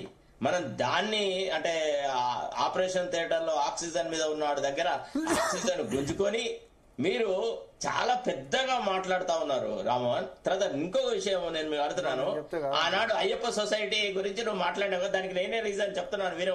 నేను ఉన్నాను అక్కడ, అయ్యప్ప సొసైటీ దాని మీద కేసు వేసింది రోడ్డుకి ర్యాలీలు తీసారు హైడ్రాక్ మద్దతుగా. ఇది మైత్రివనం కాదు చెప్తున్నా, నెక్స్ట్ మణికొండ చూపిస్తా. అట్లా అన్ని ప్రాంతాల్లో చూపిస్తుంది, మేము రాసింది కాదు, ఇది ఒక నేషనల్ న్యూస్ పేపర్ రాసినటువంటిది. ఇది జూమ్ చేయండి బాయ్ గారు. కాదండి, నేను మైత్రివనం గురించి చెప్తాను. ఎక్కడికైతే ముఖ్యమంత్రి గారు ఒక స్థానిక నేత లెక్క పోయి సర్ప్రైజ్ విజిట్ చేసి ఇది సుదీర్ఘంగా ఉంటున్నటువంటి సమస్య, దీని పరిష్కారం జరగదు, జనాలు మొత్తం రోడ్డెక్కి మరి దీనికి మద్దతుగా పాలాభిషేకాలు ఉత్తర చేస్తారా? దేనికోసం చేస్తున్నాండి ఈ రోజు? మేము మంచి పని చేస్తున్నాం కాబట్టి. మస్తు చూసినాం కానీ పాలాభిషేకాల గురించి చెప్పబోకండి, అది కాదు. కానీ ఇంకొక విషయం చెప్పేది విను. నువ్వు ఎంతసేపు హైడ్రా మీద కేసు ఉంది అని అన్నావు కదా, అది నిజమా? Are you standing by that? ఏదైనా స్టే ఉందా మీద? జస్టిస్ లక్ష్మణ్ అది ఈరోజు ఒక 5,000 కోట్ల రూపాయల వర్తు ప్రభుత్వ ఆస్తులని కాపాడుకుంటూ, చెరువులను కాపాడుకుంటూ, పూర్వ వైభవం తీసుకొని వచ్చి భవిష్యత్తు తరాలకి ప్రకృతిని అందించేటటువంటి ఒక మహత్తరమైనటువంటి ఒక కార్యక్రమానికి జనాలు, నేను మళ్ళా కూడా చెప్తున్నా శరతని, రాజకీయం చేసే సబ్జెక్టే కాదు ఇది, మన భవిష్యత్తు గురించి, మన పిల్లల భవిష్యత్తు గురించి అసలు మనందరం కలిసి చేయి కలిపి కొట్లాడాల్సినటువంటి అంశం. కబ్జాలు చేసిన వాళ్ళని అడగాలి కానీ కబ్జాలు చేసేటటువంటి వాళ్ళ వకాలా తీసుకొని మాట్లాడితే వాళ్ళకి అట్లున్నాయి కాబట్టి యూట్యూబ్ ఛానళ్లు, వాట్సాప్ షేర్లు, ఫేక్ న్యూస్లు, ప్రాపగాండాలు అట్లున్నాయి కాబట్టి నిజం కొంచెం మెల్లగా పోయినప్పటికీ కూడా అబద్ధం అనేటట్టు వేగంగా పోతుంది. ఆ వేగంగా తీసుకొని పోయినరు మా బొల్లమల్లన్న చెప్పినట్టు. ఇప్పుడు మేము ప్రచారాన్ని నమ్ముకున్నాం అన్నాడు రాగానే, వాళ్ళు నమ్ముకుంటే ప్రచారాన్ని, పనిని కాదు. మీ వైఫల్యాలను ప్రచారం చేస్తున్నారు, చెప్పాల్సిన బాధ్యత. ఇంకొక విషయం ఏంటంటే సార్ భరత్ గారు, ఒక విషయం చాలా క్లియర్ గా చెప్పాలా. ఇప్పుడు హైడ్రా మీద ఏదో స్టేలు ఉన్నాయి అనేది చాలా పచ్చి అబద్ధం. హైడ్రా మీద స్టే లేకపోగా జస్టిస్ సివి భాస్కర్ రెడ్డి గారు ఎక్కడైతే ప్రభుత్వ భూములను ఆక్యుపై చేసినారో, ఇష్టం వచ్చినట్టుగా మీరు ఇళ్లు కట్టినారో, అట్లాంటి వాటిని కూలగొట్టి వ్యవహారాలు చేసి నాళాలను కాపాడాల్సిన బాధ్యత ప్రభుత్వం. ఇప్పుడు ముఖ్యమంత్రి సోదరుడు సంబంధించి తిరుపతి రెడ్డికి సంబంధించి స్టే లేదా? ఉంది. వినండి దయచేసి, ఎట్లా స్టే వస్తుందండి? స్టేస్ ఎట్లా వస్తుందో నేను చెప్తా కదా. అక్కడ ఎవరున్నారు సార్? మున్సిపల్ అడ్మినిస్ట్రేషన్ యొక్క స్టాండింగ్ కౌన్సిల్ ఎవరు? మీ అడ్వకేట్ జనరల్ సుదర్శన్ రెడ్డి వాళ్ళ junior. What will you do? Don't tell me all this. ఎక్కడ ఇంపార్షియల్ గా జరుగుతుందా? అక్కడ మరి ఇప్పుడు వచ్చిన మొత్తం ఏం మాట్లాడుతున్నారు సార్? మాకు వ్యతిరేకంగా వచ్చిన మొత్తం కోర్టును అంట. అడ్వకేట్ మనం మన కోర్టులని జడ్జిలని అంటే ఎట్లా జరుగుతుంది? ఇది కరెక్ట్ కాదు. నీవు అంతా కావాల్సిన ఎవరికి ఏం ఆర్డర్ రావాలో నువ్వే డిసైడ్ చేయబడుతుంది. దయచేసి ఆర్గ్యుమెంట్ లో నన్ను పాటు కూడా చేయకండి. అంటే మరి శరత్ గారు సీనియర్ అడ్వకేట్, ఇది కంటెంట్. ఎందుకంటే ఇది మీరు లైవ్ లో కూర్చొని మన వకీలమై ఉండి మన జడ్జిలని, మన న్యాయ వ్యవస్థను మీరు ఎట్లా మాట్లాడితే కరెక్ట్ కాదు. నన్ను దీంట్లో భాగస్వామ్యం చేయండి. భరత్ గారు నన్ను చెప్పనియాలా? ఛాన్స్ ఇస్తే చెప్పండి. ఇప్పుడు ఎట్లుంటుందంటే ది కాన్స్టిట్యూషనల్ అసెంబ్లీలో ఇతరతరంగా చర్చలు జరిగినప్పుడు ఏమన్నారు? Court must be an impartial forum అన్నారు. In order to enable the judge to pass an appropriate legal order, equitable order, both must participate in the debate in a proper way. ఇవాళ judge గారు న్యాయం చెప్పాలి. ఆయన one sided argument. ఇప్పుడు actual ఏంటంటే నువ్వు ఈ వీళ్ళ మీద ఏది దుర్మార్గంగా వితౌట్ పర్మిషన్ లేని వాళ్ళ మీద మాట్లాడేటప్పుడు నీ గవర్నమెంట్, నీ standing council for GHMC, that షేర్లింగంపల్లికి సంబంధించిన వ్యక్తి వీళ్ళ విషయంలో ఎట్లా ఆర్గ్యూ చేసినాడు, ఇతరుల విషయంలో ఎట్లా ఆర్గ్యూ చేస్తున్నాడు, ఒకసారి ఎప్పుడైనా పరిశీలన చేసినారా మీరు? రెండో పాయింట్, నువ్వు ఎంతసేపు హైడ్రా మీద ఉందాను, అయ్యప్ప సొసైటీ మీద స్టే లేదా సుప్రీంకోర్టులో? మరి ఎందుకు కొనసాగనిస్తున్నారు? చెప్పండి ఒక మాట, మీరు చెప్పగలరా? అసలు ఇవాళ అయ్యప్ప సొసైటీని ఎవరు కబ్జా పట్టారు సార్? ఇప్పుడు మనం మాట్లాడితే చాలా విషయాలు. నేను హైడ్రా గురించి మాట్లాడుతున్నానా, ప్రైవేట్ ల్యాండ్ల గురించి మాట్లాడతలే. ప్రైవేట్ ల్యాండ్స్ పంచాయతీ గురించి మనకేం సంబంధం ఉంటది? ఏది నేను హైడ్రా గురించి మాట్లాడుతున్నా. మీరు ఇందాకేమన్నారు కోర్టు స్టే లేదని అన్నారు రేవంత్ రెడ్డి గారు సోదరు దాని మీద. నేను ఉందని చెప్పి నేను అన్నా. మీరు అప్పుడు కోర్టు జడ్జిల యొక్క ఏమంటారు తీర్పులను కూడా తప్పు పడితే నన్ను భాగస్వామ్యం చేయకండి దయచేసి అని చెప్పిన నేను. అంతే. వన్ సైడెడ్ గా కోర్టు ప్రొసీడింగ్స్ నడుపుతున్నప్పుడు అట్టనే జరుగుతుంది. ఒకవేళ మనం ఏం మాట్లాడకపోతే government is not responding, let there be stay అంటారు. అంతే తప్ప నువ్వు ఫాతిమా కాలేజ్ గురించి రంగనాథ్ ఏం మాట్లాడినాడు? వన్స్ ది కాలేజీ సెషన్ అయిపోయిన తర్వాత, అకాడమిక్ ఇయర్ అయిపోయిన తర్వాత we will go and demolish Fatima college అన్నాడు. ఆయన జరిగిందా అది? ఈ ఎంఐఎం కూలగొడితే ఎవరు ఉండలేరు, కాంగ్రెస్ ఉండలేదు, బీఆర్ఎస్ ఉండలేదు. ఇదేదో నిష్పక్షపాతంగా నిజాయితీగా ధర్మబద్ధంగా నడిపే ప్రభుత్వం అని కార్యకర్తలలో బాగా ఉత్సాహం వచ్చిందంటే రామ్మోహన్ కి ఏదైనా పోస్ట్ ఇస్తే ఉత్సాహంగా ఉండవచ్చు, ఇంకో 4 కార్యకర్తలు పనిచేసారు కావచ్చు. అంత దళారీలకు, అమ్ముకున్న వాళ్ళకు, కొనుక్కున్న వాళ్ళకు వ్యవహారాలు చేసుకుంటూ రకరకాల మాటలు మాట్లాడితే అర్థం ఉందా? ఏమైనా అసలు ఇవాళ ఏమైనా పర్మిషన్స్ ఉన్నాయా? ఇవాళ ఎవరికి పర్మిషన్ రావాలి హెచ్ఎండిఏలో, ఎవరికి రావద్దు అనేది వీళ్ళ కాకస్ ఒక గ్రూప్ ను పెట్టుకున్నాడు తెలుసా, ఒక స్టాండింగ్ కౌన్సిల్ లాగా, గవర్నమెంట్ పీడర్ల లాగా పెట్టుకొని ఆ కోర్టులలో కూడా న్యాయం అనేది సరిగా జరగకుండా వ్యవహారాలు చేస్తా ఉన్నారు. ఎన్నిసార్లు జడ్జిలు అడగలేదా ఏమని మీ స్టాండింగ్ కౌన్సిల్ చేరి జిహెచ్ఎంసీ వాళ్ళు ఎందుకు వస్తలేరు అని? 2-3 సార్లు సిఎస్ కర్ణన్, అంతకుముందు లోకేష్ వీళ్ళు కోర్టులో అపీర్ అయినారు. They were very helpless, they were unable to do anything. అంటే you want to swing the pendulum towards one particular segment. That is why you are facing this problem. రెండోది, ఎవడు కూడా సోషల్ యాక్టివిస్ట్ ఎవడు కూడా అధికార పక్షం ఏం చేస్తుందనేది చూస్తారు తప్ప ప్రతిపక్షాన్ని బొందబెట్టడం అనేది డెమోక్రటిక్ లైఫ్ కాదు. డెమోక్రసీ ప్రజాస్వామ్యాన్ని మనమే బతికించినాం శరతన. కంచెల్ని ఫస్ట్ ఇక్కడ ప్రమాణ స్వీకారం జరుగుతుంటే ఏమంటారు, ఇదే ఫస్ట్ జేసీబీ పోయి కంచెల్ని కూలగొట్టింది. ప్రజాస్వామ్యాన్ని బతికించేటటువంటి కార్యాచరణ మా ప్రజా ప్రభుత్వం వచ్చినాక చేసింది. ఈ రోజు గన్పార్ కాడ అవుతున్నటువంటి ధర్నాలైనా, దీక్షలైనా, లేకపోతే ప్రజాస్వామ్యంలో ప్రశ్నించే హక్కైనా గత 10 ఏళ్లలో లేదు కదా. వీటిల్లోనే బాగా తెలుసు, నాకు తెలుసు, నీకు తెలుసు, మనందరికి తెలుసు ఎట్లుండినా అప్పుడు మాట్లాడగలిగినాం. ఇట్లా ముఖ్యమంత్రికి వ్యతిరేకంగా తీసుకుపోయి లోపడేసేటోళ్ళు ఏం లేకుండా ముంగంటనే ప్రివెంటివ్ అరెస్ట్ ఎందుకు తీసుకుపోతారో తెలియదు. పొద్దున్న తీసుకపోతే సాయంత్రం వదిలిపెట్టేటోళ్ళు. చర్చ క్లోజ్ చేయాల్సిన సమయం వచ్చింది, ఇంకా 4 నిమిషాలే. ప్రైవేట్ విద్యలో సామాన్య మధ్యతరగతి వాళ్ళ రక్తం పీలుస్తున్నారు. చైతన్య, నారాయణ ఇట్లాంటి చాలా ఇన్స్టిట్యూషన్. తెలంగాణ ఉద్యమం ముందు ఉంది, తర్వాత కూడా ఉంది. అదే నేను అడిగేది, అదే తెలంగాణ మేము కొట్లాడింది అది. ఎందుకంటే తిరుపతిరావు కమిటీ ఎప్పుడో ఉంది. ఫీజు విషయంలో కూడా, స్కూల్ ఎడ్యుకేషన్ లో కూడా ఫీజుని మీరు ఫిక్సేషన్ చేయమని. ఇవాళ మీకు అనుకూలంగా ప్రైవేట్ యాజమాన్యాలు లేరు కాబట్టి మీ ముఖ్యమంత్రి నిన్న ప్రెస్ కాన్ఫరెన్స్ పెట్టినాడు తప్ప ప్రైవేట్ విద్యలో మధ్యతరగతి వాళ్ళు అన్ని అమ్ముకొని వచ్చి 2,50,000 కడుతున్నారు.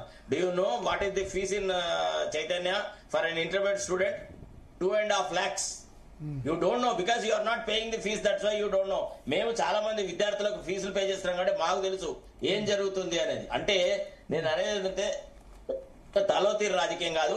ఇప్పుడు అడుగుతున్న ఫస్ట్ ప్రశ్న, ఇప్పుడు రబీ సీజన్ స్టార్ట్ అయింది, రైతు భరోసా ఇస్తావా ఇయ్యవా, ఏదో ఒకటి చెప్పిపో.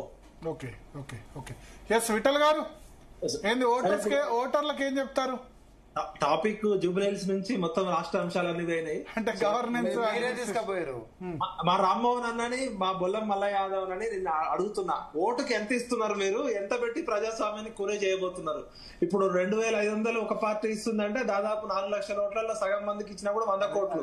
100 కోట్లు టీఆర్ఎస్, 100 కోట్లు కాంగ్రెస్. ఎంత అన్న మీ రేట్ ఎంత? ఓటుకు చెప్పండి ఇద్దరు, చెప్పండి ఎంత పెట్టి కొంటున్నారు?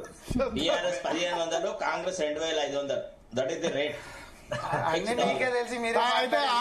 ఆల్ టైమ్ హై టచ్ కాలే అయితే, అంటే ఆల్ టైమ్ హై హుజురాబాద్ 6,000 ఇచ్చినట్టు టచ్ కాలే అయితే ఇది లేదు. ఇంకా హుజురాబాద్ అట్లా కాదు. ఇప్పుడు ముస్లింస్ ఎట్టి పరిస్థితుల్లో మాకే ఓటు వేస్తారు కాబట్టి ఎంతో కొంత ఇచ్చేసి పక్క తప్పుకున్నారు.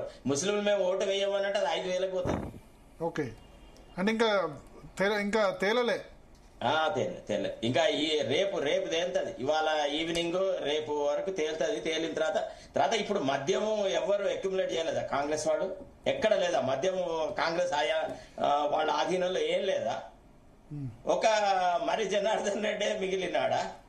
ఏం మాట్లాడుతున్నారండి? మరి జనార్దన్ రెడ్డి ఏమంత పెద్ద గొప్ప రాజకీయ స్రష్ట? బీఆర్ఎస్ లో ఆయనకి ఇచ్చిన ప్రాధాన్యత ఏంది? ఆయన అధిరోహించిన పదవులు ఏంది? అంటే ఏదో చెప్పడానికి మాట్లాడాలి. పాపం ఆయన చూస్తే నాకు సానుభూతి వస్తుంది. రామ్మోహన్ చూస్తే ఆయన ఈజ్ డిఫెండింగ్ డిఫెన్స్లెస్ కేస్.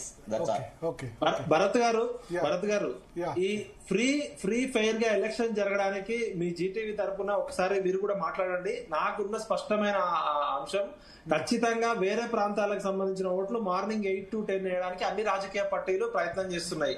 కాబట్టి ఖచ్చితంగా మన మీడియా బాధ్యత ఏంటంటే విజిలెన్స్ గా ఎవరైతే అబ్జర్వర్స్ ఉన్నారో వాళ్ళకి చెప్పాలి. అట్లనే బీహార్ లో ఏ విధంగా అయితే బుర్కాలలో వచ్చే అక్రమ ఓట్లని అంగన్వాడీ మహిళల ద్వారా బీహార్ లో జరుగుతుందో అది ఇక్కడ కూడా అమలు చేయమని మనం కోరాలి. అది ఏ పార్టీ అయినా పర్లేదు.